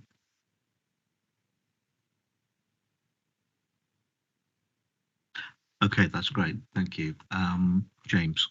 Just a quick question on the Magnificent Seven. In terms of the underweight position, was that fortuitous or intentional? And I guess looking ahead, what's the view there? Because it is obviously significant. So it was it was by design. The managers don't see the value in the stocks. The valuations are incredibly high. As I said, we've got a value manager, so you wouldn't expect them to own any of them. But in fact, I think they do own one because they can justify the valuation. Going forward, we are expecting that those valuations do rotate back down. The managers they obviously always are evaluating all of the companies, especially the Magnificent Seven, because they are so dominant within the markets. But we're pretty comfortable that the positioning is right. We've already seen kind of like other companies start to kind of like take some of the heavy lifting and the performance. It's kind of like starting to diversify from those Magnificent Seven. So we're pretty comfortable in that positioning going forward. Okay, are you okay with that, James? Yep, that's great. Okay, so if you want to move on to your next part of your presentation, so that'd be great. Thank you. Thank you. Hi. So moving on to the corporate bond fund. So this portfolio is managed against a benchmark that is 50% sterling investment grade bonds and 50% global investment grade bonds. The holding that Leicestershire has is at the end of the quarter was around 167 million. That's of a total fund size of just under 2.2 billion. And there's yourself and 6 other partner funds invested in that vehicle.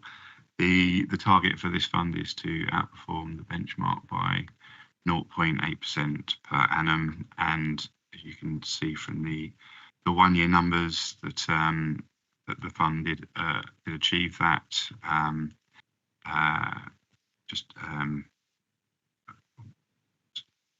Slide here. So returning 4.89% versus a benchmark return of 3.82%. And then looking just at the most recent course of Q1, the portfolio outperformed the benchmark, returning 1.22% versus a benchmark of 1.13%. Similar to the equity fund and what Mark was saying, markets were sort of heavily dominated by President Trump and him becoming the US president, talk around tariffs and the impact that might have on the economy, on growth and on inflation. Our managers within this fund were kind of initially concerned, as I think we all were, in terms of the implications for these tariffs. Used the opportunity to perhaps get a bit more defensive, and waiting for opportunities to add risk into the portfolio, and that has played out quite well. I think for central banks, very much kind of in wait and see mode to see the impacts of these tariffs and the impact that they might have on growth and employment. Hard data has remained quite resilient so far, and I think markets got a little bit more comfortable that the tariffs are being used as more of a negotiating tactic, but still in sort of wait and see mode to see whether any of that feeds through to inflation. Just moving on to the multi-asset credit fund. So Leicestershire's holding in this fund is around 430 million out of a total fund size of 1.4 billion. The objective of this fund is to outperform cash by 4% per annum. And the more recent performance numbers have been quite strong. The longer term numbers not so good, and that's mainly been driven by what happened in 2022 and 2023, where interest rates were raised quite aggressively, and all fixed income asset classes underperformed in that period. So it was hard for a multi-asset credit product to outperform in that environment. Okay, all right. Has anyone got any questions on those couple of sections of the investments at all? No. Okay. So if we move on to the fit for the future section, then. Thank you, Chair. So I'll just give a little bit of background before my colleague Trevor steps through the slides, but I'll just give a bit of background about the last year. So as I mentioned, I arrived a year ago, and like any new chief executive, I wanted to develop a new strategy based on what I heard from going to meet our shareholders and stakeholders. I focused on 4 strategic outcomes. Those are improving stakeholder relations, enhancing investment performance, demonstrating value for money. And if we got all of these right, we would be able to increase our AUM. And I'm pleased to say, from what you've just heard, we're already delivering on some of those outcomes. Performance is in a better place than it was a year ago. We've got several funds that are performing ahead of target over 5 years and doing really well against the rest of the universe. You'll see from we've put a little placemat in front of you. This is also in the slides, but it gives some background on the pool. But our AUM has gone up from 30 billion to 45 billion over the last year, which is really positive. And I think we're in a much better place with our stakeholders. So this is our shareholders and clients, our partner funds. I feel we've got a much better relationship than we did when I first arrived, but also with government. So we're on the map with government, and we're going to talk a little bit about Fit for Future now. But you know, at the same time as I arrived, a new government arrived with and didn't straight away went into looking at pensions and how this could improve growth in the UK. So, you know, there was no surprises that was coming. I guess what we weren't expecting is, you know, them to really focus on the pools and how they could deliver these reforms, and asking each pool to deliver a transition plan. And working on that strategy that I mentioned before with our partner funds, that put us in a really good place to respond to the government. And we had really good feedback on our response to the consultation, the plan that we put together. And, you know, I'm really pleased to say not all of the 8 pools in the UK have continued, but we have at Central, and we've been asked to, you know, see if we can take on new partner funds, which is a real positive and shows that we're delivering what government wants, and we're a future-proof pool. So on that, I'll hand over to Trevor to step through the slides and talk a little bit about Fit for the Future. Thank you. Thank you, Richard. Thank you, Chair. So the first slide that's up there, I mean, Bhulesh and Richard have effectively covered this. So just to give you a little bit of history of pooling, and the fact that the pooling is effectively going through its second iteration. It's a cross-party agreement. I think this is not just a political whim. The Conservatives sort of started this. The Labour government has continued it, and I think the Treasury is, you know, possibly behind it. But, you know, let's not speculate too much. But, you know, ultimately, this is something that is a direction of travel that's being continued on. And as Richard mentioned, we got positive feedback from our partner funds. We've currently got 8 within LGPS Central. Those names are on the front of the placemat we've shared with you. But we will, and we are in active discussions now with, there are 21 partner funds whose pools plans were not approved by the government. I don't suppose all 21 will want to join Central, but some significant number I think are likely to, and if they do, it's important that we absorb them sensibly, because it will make us, you know, one of the things the government is looking for is resilience and size, and I think, you know, getting ourselves to no one knows exactly what the target size is, but getting ourselves to an unassailable size will be a very important part of the future. So we'll see how that develops, and we'll remain in touch, obviously, and reporting through the officers' forums on a weekly basis on progress of that. Just to step back and move on to the next slide. So Bhulesh made reference to some additional services, some additional requirements that the government has imposed on pools.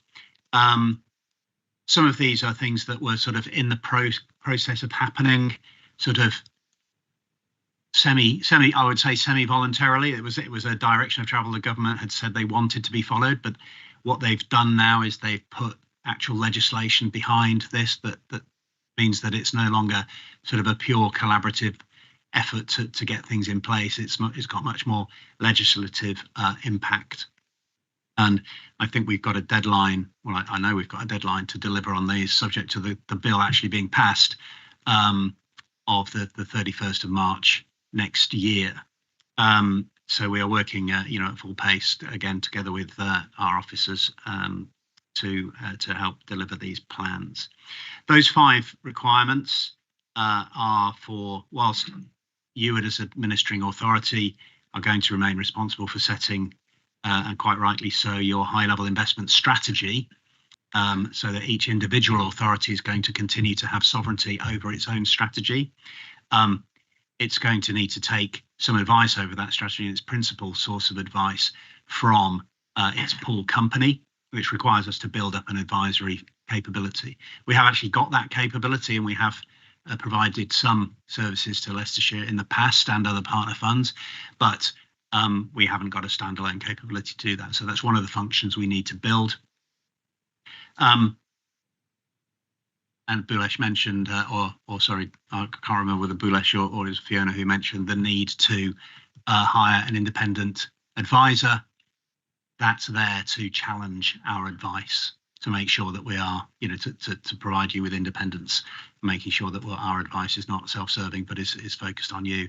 That's clearly our intention anyway, but that's an extra governance control.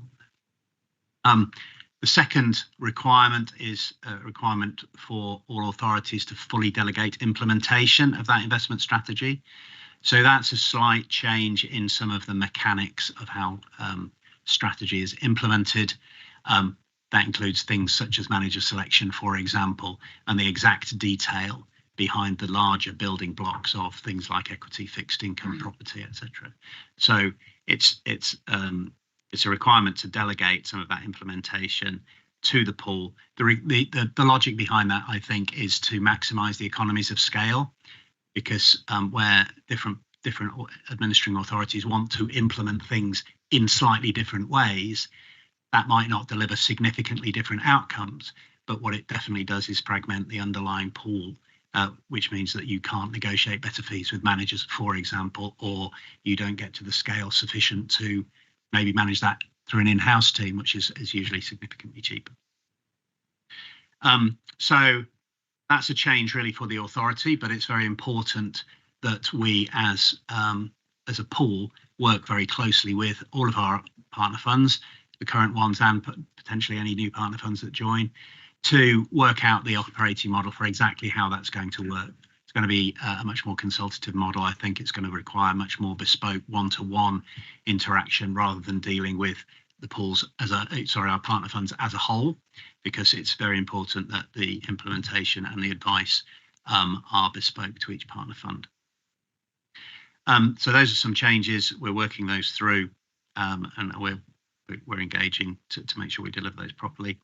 The third item there is something where we felt that we already ticked all of the boxes, I think, which is the requirement to be established as a regulated investment manager.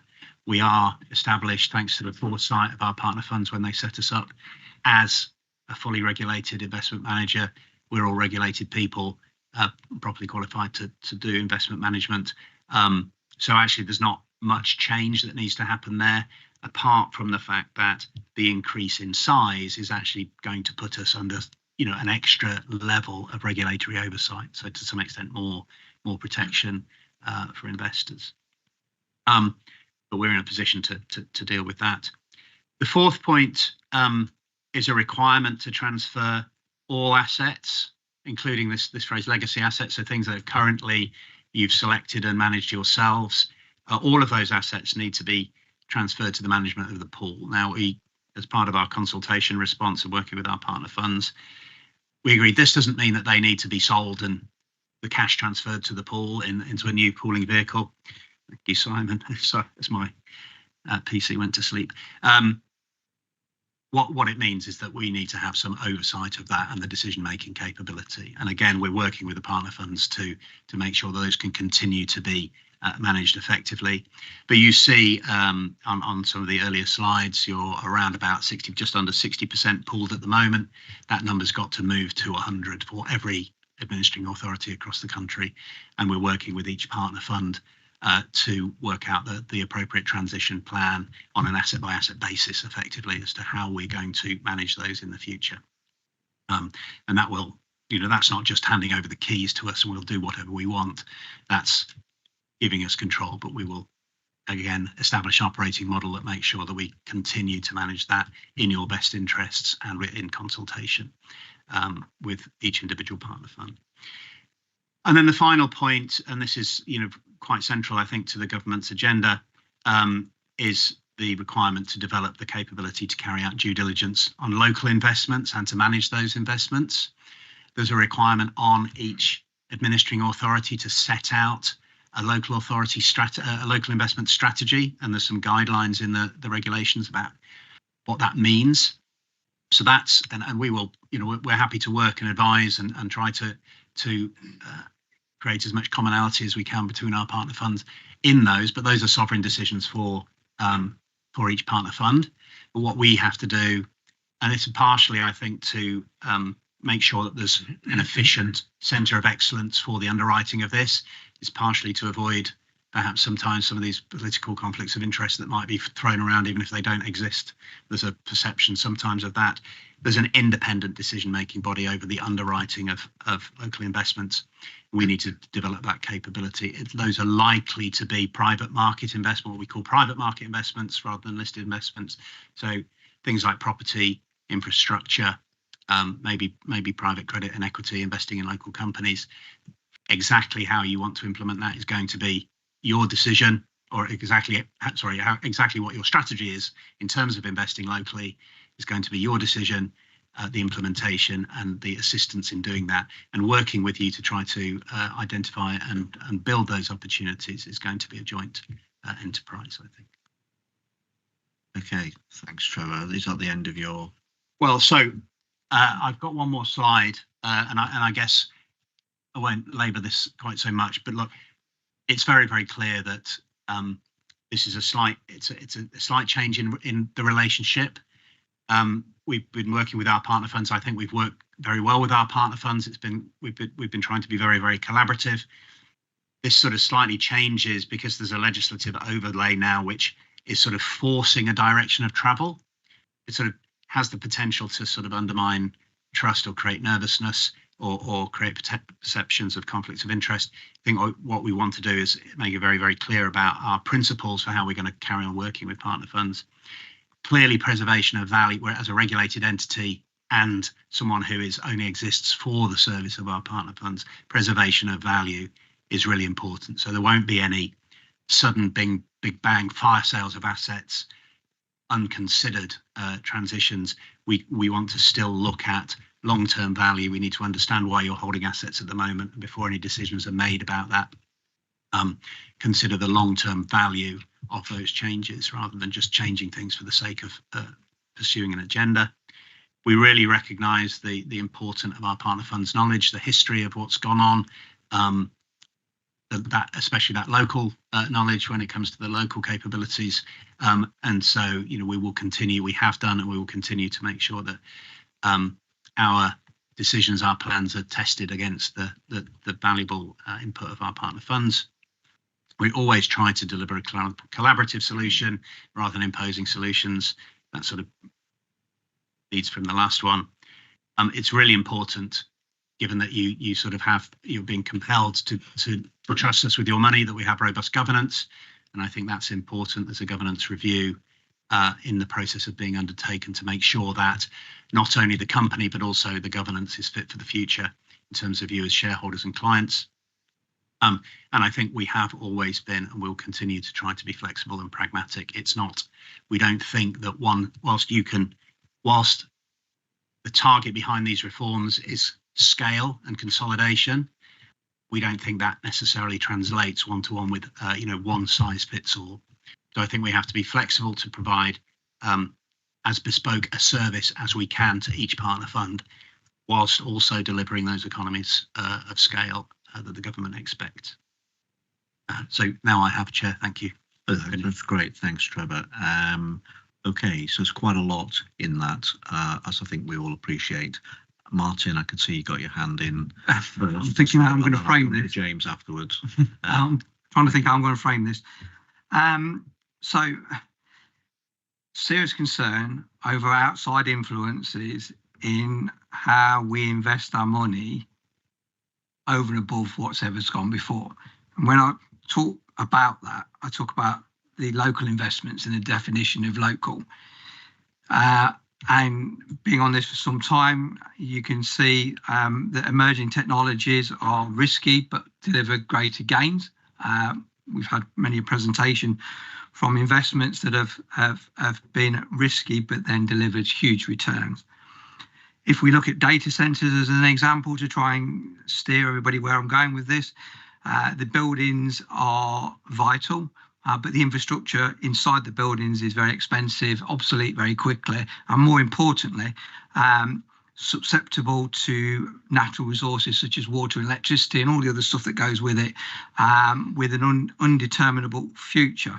So the question, Chair, is seriously concerned about outside influences when we've done so well in the past, having a detrimental effect on going forward in complying with local investments, because quite frankly, wherever the pool is and wherever its partners are in the country, particularly talking about the UK now, it's seriously advantage or disadvantage to where you sit in terms of what the general economy is doing in terms of investment in local, if it's very local, like next door, or in Scotland, for instance. So question there really, Chair, which probably can't be answered, but have serious concerns about the influence of local investments in order to drive UK growth for the government against what would necessarily be our best wishes had we had a free hand.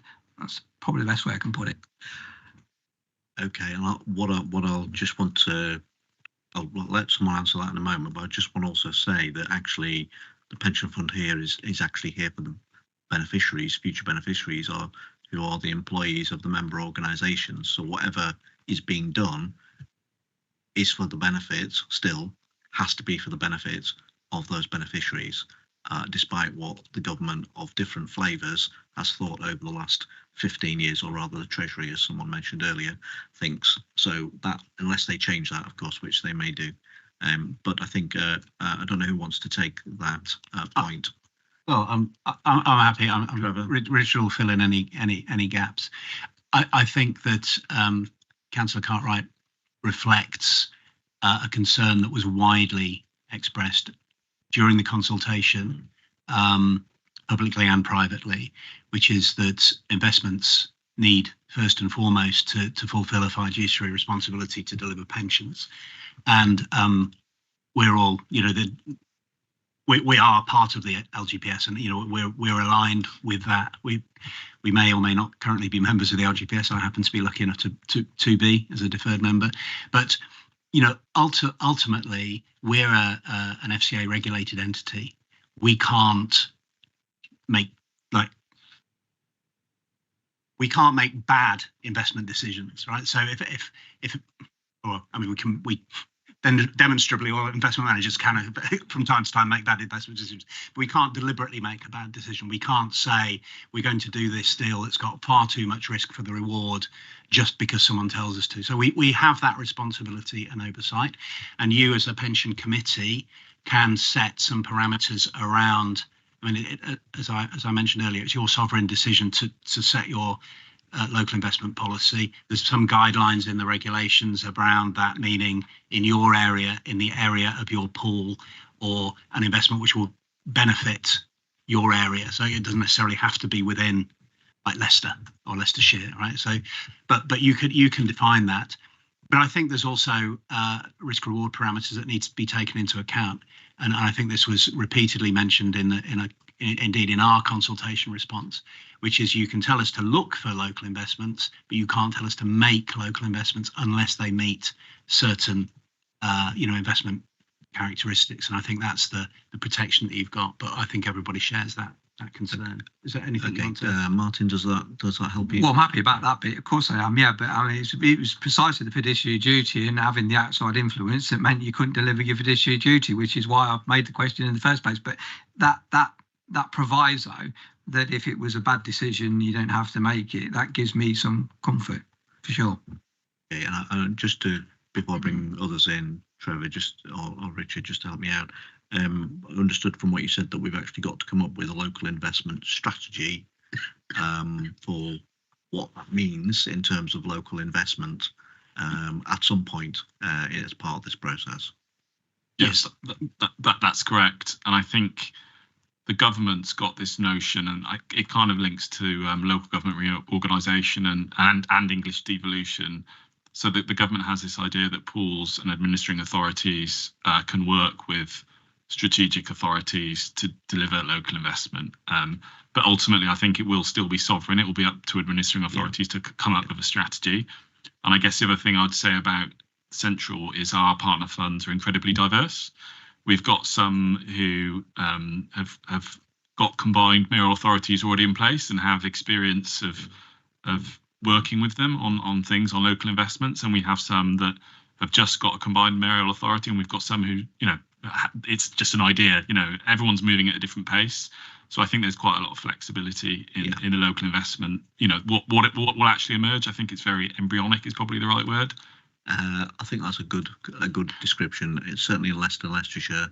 There's a high degree of uncertainty because there's 4 different permutations that are currently being worked on for LGR, and whatever that may or may not mean. So don't want to get into that now, but that's incredibly complicated, and everyone's got a different view about it. And I expect for Central there'll be 8 different versions of what local investment looks like. Yeah. With our 8 partner funds. Yeah, exactly. Okay. All right. So, Bush, did you want to? I just add, in the sense that coming up with a local investment strategy, it'll be included within our investment strategy statement. So we're bringing that back to committee later this year. So there'll be a draft version then for you guys all to comment on. Okay, that's great. James, did you want to come in? Yes, thank you, Chair. I think we've started, it's a similar kind of question really, but I guess a little bit more practical in nature. So the pool is the primary source of the investment strategy, so at the outset, and ultimately is kind of the vehicle to deliver the investment strategy that is determined by the committee and the group here. Is there not a tension, and if there is, I guess what's the resolution for that? I.e., if the kind of the local strategy kind of goes not against, but maybe in a different direction to the higher level, and the pool don't have the vehicle to deliver it. How does that play through in reality when there is a conflict? Yeah, thank you. So the short answer is yes, there is a potential tension. And the second short answer is I don't know how we're going to solve that at the moment. We know that there are certain decisions that remain sovereign to each partner fund. And some of those have the ability to potentially to conflict with some of the decisions. So what we will need to do is we will need to figure out how to incorporate those things that remain sovereign into an exercise that is trying to create scale. To the extent that those things start diverging, we need to be able to accommodate those as much as possible. In private markets, there are a number of possible structural solutions to doing that. Having individual private markets pots for each, authority might be one, might not turn out to be the most efficient one. It may be incorporating a slice of local investment in each vehicle that we run, and then finding a way of allocating that, or maybe even commingling that such that you get your local investment, but actually you get more power from it because it's commingled with others. We need to have a debate about that and work with our partner funds. And that is what we're in the process of doing. But there are lots of possible solutions. What the most efficient and best one of doing it is, it remains to be seen. But you're absolutely right to identify that's an issue we know we need to work on. Okay, thanks for Trevor. James, are you happy with that? Yeah. Okay. Nick. Thank you, Mr. Chairman. Actually, relating to the point you made is that the benefits, the fund is for the benefits of the members of the fund within that. And I'd like to ask, does LGPS Central have a explicit fiduciary duty to the members of the fund within your constitution? Do you actually, because you're rightly talking about governance, which is very important. Do you include that? So we have we're as a regulated asset manager, we have a duty to deliver to our partner funds asset management services, which are professional. I'm not sure. The answer is I'm not sure. I don't believe that there's embedded an explicit fiduciary responsibility to the members. However, there is debate at the moment around, and this debate is raised by pension fund committees saying, can we delegate our fiduciary responsibility to someone else? Because this is part of the requirement to delegate. And I think, the government is of the view, because it supports the pooling, that there is an element of delegation of this fiduciary responsibility, but I'm not sure it's 100% delegation, and that needs to be something that's worked through. So I mean, I'm talking off the top of my, like, to some extent, trying to give you an answer. I think if you look outside the LGPS, there are numerous examples of pension funds that have completely outsourced the management of their assets to a third-party investment manager, an OCIO. It's got an outsourced CIO, and clearly the trustees of those pension funds have got themselves comfortable that they are still exercising their fiduciary responsibility towards their members, the people for whom they've got a responsibility, because they've delegated someone with the appropriate skills and controls and governance. So I'm not necessarily sure that it's you have to pass on the fiduciary responsibility, but it is something that we have, as part of our FCA regulated entity, we have a responsibility to act professionally and deliver the investment returns you want and to implement your strategy. But that direct link, I think, is slightly a nuanced legal argument that I'm not qualified to answer. Okay, Richard. Yeah, fiduciary responsibility or duty. It's the problem. The challenge is it's a concept that, rather than actually being something that's in common law. So I think it's quite important that we build that into the DNA of the pool. I think we do, and I think there's an inter-authority agreement which I think explicitly refers to members. Bullesh, from memory, I think, about how our partner funds will work together. But it's a good point, and it's something the industry, the whole of the LGPS, is talking about. Okay, thank you, Nick. I just think within that is that I think you ought to have that within your constitution, because the concern we have is not how you are running it now, or that you're not trying to do the best for the fund, and that you're running it well. It's that other parties, let's say the Treasury or whatever, might want to tell us how to invest the money that is not to the benefit of the funds. And if we have that backing to say, actually, we can't do that because that isn't, in our professional view, that is not, which you've been talking about, you won't make a bad decision deliberately, but if you've got that backing, that would give us an awful lot more comfort, or it would give me any more comfort, that we start off on the right foot. Okay, thanks, Nick. I think we're not going to resolve that now, but it's a good point. I just wanted to bring Martin in a moment, just to pick up one point, though. I think that seems obvious to me. In the one hand, these changes, what they do is they make you both the investment manager and investment advisor, not you individually, but as a group. We then have to hire a separate investment advisor. We still have the overall investment strategy, which we give to you, say that's what we want you to do within the parameters.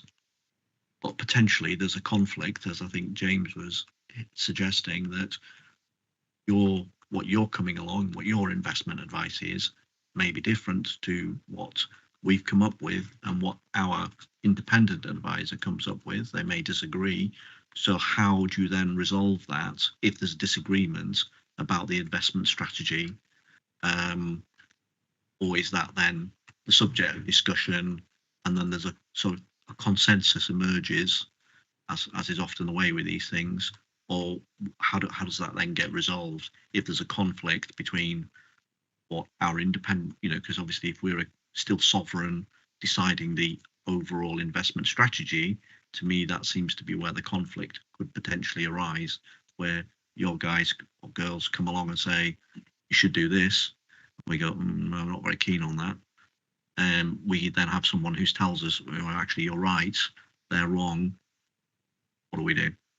Shall I jump in quickly? Yeah. So we kind of already see this happening. So some of our partner funds have their incumbent principal advisors. So I think you use Hymans as your advisor at the moment. Yeah. And they already have an independent, and they might disagree. And it's, the pensions committee and that those parties kind of tend to work through it. and come to a consensus via consultation, debate. And I'd expect that to continue, in terms of us all having a discussion with officers. But the other thing, it's not just independent advisors. In the consultation process, there were calls from a number of stakeholders to make sure that there was further oversight. So there are providers out there who provide what we call fiduciary management oversight. So they keep an eye on you when you've got both that advisory and asset management role. This is pretty common with corporate DB schemes. And I think that's something that the government has accepted in its response. And I think it's something we're talking about at Central and how that'll work. So there's a couple of checks, not just independent, but also having someone to provide oversight. Okay, I don't want to dwell on that anymore, but that's really important. Thank you for that clarification. Martin, I know you want to come back. I don't want to dwell on it, Chair, but I support Nick in his sentiment there, and certainly if it was achievable, I would support it. But I can see potentially why this hasn't raised itself previously, because the government of the day have probably dealt with this in as much that they don't want any pools now or any administrators that are not FCA regulated. And you've talked about all the number of schemes that are potentially going to have to join another scheme that previously weren't, and I welcome that, because actually that brings everybody under the FCA rules. But surely under the FCA rules itself, that's the protection that's needed, because that's what regulates all the financial markets. And those protections probably can't step outside your constitution in order to change it to add an extra layer of fiduciary duty back in. But I would say basically the rules and the regulations that you already sit upon that the others don't, bringing them all into line probably addresses 95% of that. But if it is achievable, then certainly it should be teased out, because it would add that extra layer of protection. Thanks for that, Martin. I think, assuming that's an issue that's going to be looked at as part of your governance review that you're undertaking at the moment. Just very briefly, you mentioned earlier that you're in discussions with some of the 21 orphan pool funds, or whatever they're called. I'm sure you've got an acronym for them. But how many are you actually considering or in active discussions with? How many do you think you might add to Central Pool? Because you obviously not going to add all 21 of them. Yeah, well, I mean, I can't. I mean, I can't answer, not because I don't know yet what the number is. The answer is we're in discussions with 21 of them, because they've all got to find a home, and we haven't turned anyone away.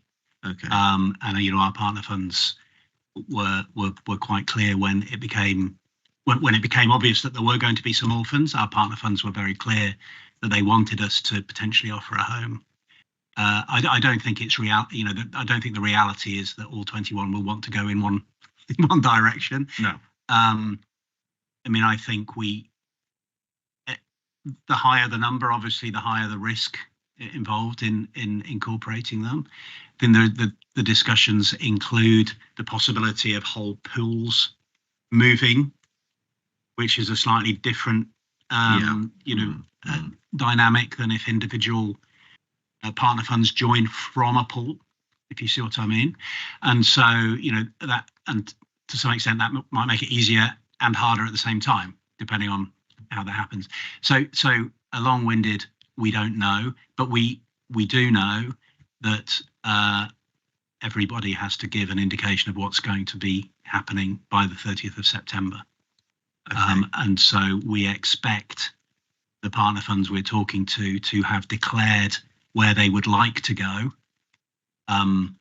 by late July at the latest, in order for us to work through our governance of, oh goodness, no one wants to join us, well, we'll get on with it, or oh goodness, 21 want to join us, how do we deal with that? And I think the answer will be, it'll be somewhere in between. Yeah, no, that's great. Thanks for that.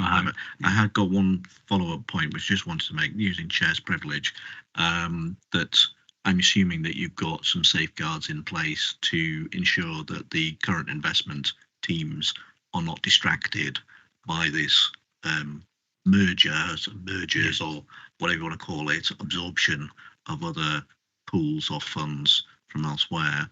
And their eyes not taken off the ball, because obviously what we don't want to do is find that our pension funds are affected by your teams being distracted by, which, because it's obviously a massive thing. So absolutely. Do you want to talk about the projects? Yeah, so we were really aware of that. So what we've done is we've collected, we're calling them, well, we call them swim lanes, but that's probably not what they are. But there's 3 different lanes. The first is business as usual, and that's our top priority, and making sure we deliver on our products that we've got running at the moment. The second we're calling Program Compass. So this is about actually delivering Fit for the Future, and that's our kind of second priority. And the third we call Bridge, which is about new partner funds joining. So our priority is absolutely on delivering BAU, and that's how we've built the kind of project governance that we've got in place. Okay, that's great. Thank you. Right, has anyone else got any other points they want to make on this item before we move on to the recommendation? Or have I got, Fiona, did you want to need to come back in? You were asking about appointing the third member to the investment subcommittee. This committee does not have the power to appoint the subcommittee. Only County Council can do so under the Constitution. Strange, isn't it? Because it's a subcommittee. Normally you can appoint a subcommittee. So it needs to be a full council decision, but the agenda's already gone out for the next full council. So it would need, and you can't take urgent items at full council. So the next council is on the 24th of September. Or is that a matter that we could raise with the Constitution Committee to get that changed? So the committee. I have already actually raised that. The issue of not being able to have urgent items like County Council. But I've raised it with the monitoring officer just now. So what are we going to be doing? We're going to be. Well, we either wait until the 24th of September, appoint it full council, and move the next investment subcommittee until after that date, if that's possible. But I don't know. I'll need to talk to officers about that. Okay, all right, you'll come back to us okay. about that. Okay, all right. So sorry, there's a bit of a conversation there. So recommendation is that we note the report and presentation, and that B, we approve the revised terms of reference. That was the sections highlighted in yellow in the revised terms of reference. I'm happy to move the recommendation. I'm happy to second. So Mr. Piper to second. Is that agreed? That's agreed. Is there any abstentions or anyone voting against? No, so that's agreed. Thanks very much. Thank you very much for your presentation and answering all the questions. I'm sure we'll be seeing you again soon. Thank you.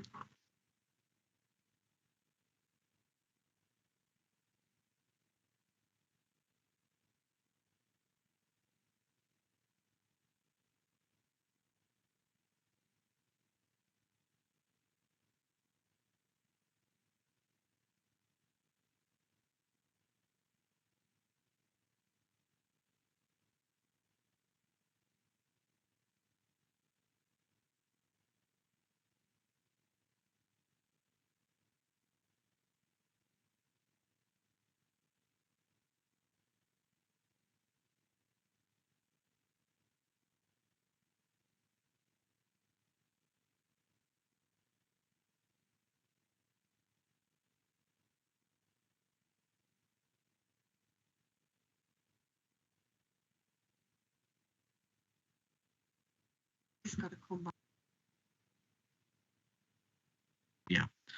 Okay. All right. So going to move on to item 13. I'm conscious of the time. It's 12 o'clock. So we've got basically about half an hour left on standing orders to get through the remaining official items on the agenda. So just conscious of that. Otherwise, we'd have to go in to agree an extension, which I really don't want to do. I'm sure no one else wishes to do either. So I'm just conscious of that. So moving on to item 13, CAT. This is the Responsible Investment Update report, and this is pages 179 to 202 of the agenda. And so I believe you're going to present this report. Perfect. Thank you, Chair. And note the time, so I'll keep it brief. Obviously, it's all the kind of context and background within the report itself. So if you've got any questions on that, I can obviously take that. But this is the normal quarterly report on the Responsible Investment Plan that committee agreed in January. We have our quarterly voting report and stewardship activities, and then we also have the considerations and the timeline for the Net Zero Climate Strategy Review, which is scheduled to get committee's comments and agree next steps. So just, I think the kind of most important bit of background context is for the fund, when we consider responsible investment, that's the integration of financially material, environmental, social and governance factors into any investment processes.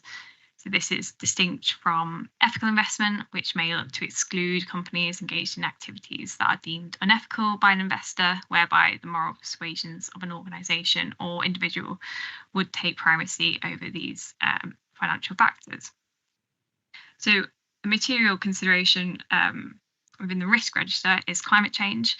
So we consider this a systematic risk, given it is possible it will affect all investment asset classes, sectors and regions. For example, extreme weather events pose risk to our physical assets, while there's also the impact to markets from any transition. Back in 2021, committee agreed to proceed with development of a net zero climate strategy. The committee formally agreed that in March 2023, and that followed extensive consultation engagement with the scheme members. Obviously, the context is there between 11 and paragraph 15. We also have, just highlighting the progress since the net zero climate strategy approval.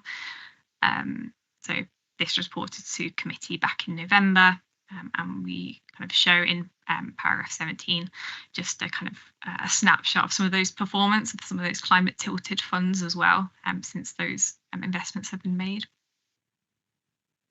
Back in November, we reported that the fund's now met its 2 interim primary targets. So firstly, to having reduced its weighted average carbon intensity by over 50%, and we were targeting that reduction by 2030, so obviously way ahead of schedule. In kind of practical terms, this means we can kind of say the fund is less exposed to potential risks from carbon taxes or emission trading programs. And this is the same for that next bullet point on having reduced our financed emissions by over 40%. And this is partly majority due to some of the investments in the equity fund. So kind of tilted portfolios that tilt towards green investments over more carbon intensive entities. This is also, as well as investment in infrastructure. So we've got synchronous condensers and renewable energy, which kind of support critical grid stability. We also have our investments in forestry and debt. So we also have our progress in support of the net zero climate strategy. So Hyman's undertook the draft review of the or review of the fossil fuel divestment debate, which came to committee in January. We also had LGPS Central reporting on its review update of its stewardship strategy, whereby committee asked for more outcomes-based kind of reporting from Central, which is something that has been feeding into their kind of new iteration of reporting, which is covered elsewhere in this report. We also have kind of the agreement from committee to change some of the metrics in November, just to better be a fairer representation of where the fund's risk might lie. Again, as with kind of discussion on the previous agenda for the future, will have an impact on the kind of fund's position on this. Government doesn't want fund pools to create bespoke arrangements for how kind of environmental, social and governance and responsible investment factors are defined. They want funds to facilitate these discussions among partner funds, which is something we've always achieved to date, but obviously will need kind of further discussions moving forward. So I suppose all that background to say, obviously, The strategy was agreed in March 2023. We said we'd review it every 3 years, so that brings us to March 2026. We've got in paragraph 2019 kind of key proposals for this review for committee to kind of support or comment on. So one, the strategy is about managing our climate risks and opportunities, and this is something that the triennial valuation will feed into, where our actuaries are required to assess and report on this climate risk per the Government Actuaries Department report. Second point, evolution, not revolution. So as previously said, the fund doesn't tend to knee-jerk, so we're a long-term investor in comparison to market and government cycles, and to consider whether anything has significantly changed between March 2026 and March 2023. That would require substantial changes to the fund's approach to manage its risk. Then we've got stewardship for real-world impact. So Central enhanced their stewardship strategy as was presented to committee, and we need to see whether these outcomes have progressed and does that continue to meet the fund's approach and kind of expectations, as well as our activities of our external investment managers. We also have our considerations around our remaining asset classes. So at the moment, our kind of primary targets only cover our equity portfolio. We obviously have a kind of a much broader portfolio, which can be much kind of harder to kind of define targets for. And we also have the considerations about fit for the future. So obviously transitioning the assets to Central, these assets will not be in the committee's control. And so I suppose setting targets which are realistic and Central can work with us to achieve. Paragraph 30 just has the timeline for what committee can expect to come back. In September, proposing to bring back kind of proposals on engaging with scheme members and employers to see kind of their view of the key themes of the net zero strategy, and all aiming for around March or June 2026 to come back, while noting I think there's a lot with Fit for the Future going on around that time, so try and fit it in around that so committee's not too overwhelmed. But I'll leave it there if there are any questions. That's great. Thanks for that, Kat. Appreciate you're a bit truncated with your report, but I'm afraid we do need to move on. So has anyone got any questions or queries for Kat at all about her report? I mean, there's obviously timelines set out there very clearly, and you know, things are going to progress, and obviously we've got the Fit for the Future and how that's all going to kind of fit into this as well. So the recommendation, if no one's got any comments, questions, is that we've been asked to note the progress, note the quarterly voting report, stewardship activities, and note the considerations of the timeline for the net zero climate strategy review, and agree next steps. Is that agreed by everyone? Yeah. Is there any abstentions or anyone against? So that's agreed. Thanks very much. Thanks very much, Kat. So we're going to move on to item 14, which is the final substantive item. So is the risk management internal controls. This is on page 203 to 214. Going to invite Simone, there you are, who's the Assistant Director, Finance, Strategic Property and Commissioning, to introduce the report. Over to you, Simone. Thank you, Chair. So again, this is similar to the previous item. This is another standard report that we bring quarterly to the committee. So officers on a regular basis do review the fund's risk register and then report that to each committee for review and approval. You've got a full version of the risk register at Appendix A, and I'm just going to highlight the small number of risks that have had some updates since the last version of the register, and you can see this through the report. So the first one is employee risk, where we have lowered the risk on that one slightly, and that's due to the DFE guarantor that's now in place for the FE sector. So we've reflected that accordingly into the risk score that you've got attached. That's risk 10. There's then risk 11, where we've reflected on kind of changes to the committee post-election and the training programme that we've got in place at the moment. So that risk is around expertise in making decisions. And just given the changes to the committee at the moment, we have increased the risk on that one slightly. And then lastly, in terms of risks that have changed, is risk 14, which is around climate change risk, We haven't changed the score on that risk, but more updated the actions just to reflect that we are preparing to update the net zero strategy review. We'll be bringing that through to committee over the next few months as well. You've then got through the report just some further context on some of the other risks. None of those have been changed, but we have just provided some additional information. And you'll see as well that we have reflected on the Fit for the Future consultation response, and just that we will be working on that over the next few months, and we'll update the risk register as we feel we need and more information on that becomes apparent. So that's probably all I need to add. Obviously happy to take questions on the report. Okay, thanks for that, Simone. Has anyone got any questions or queries for Simone at all about this report? No? Well, okay, so we've been asked to note the report and approve the revised pension fund risk register. Happy to move this recommendation. Can I have a seconder? Mr. Piper. Is that agreed? That's agreed. Anybody against or abstaining? No? Okay, that's great. Thank you very much. So we're going to move on to item 15, which is dates of future meetings. They're here at the moment. They're listed in your papers, 26th of September and the 5th of December. And also to note that the annual general meeting of the fund is at 12 o'clock on the 15th of December, which that scheme members can attend that. Item 16 is urgent matters. There aren't any urgent business items, but so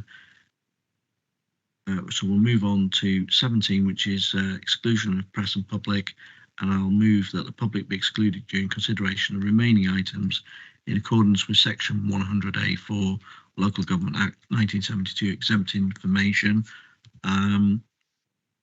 Is that agreed? That's agreed.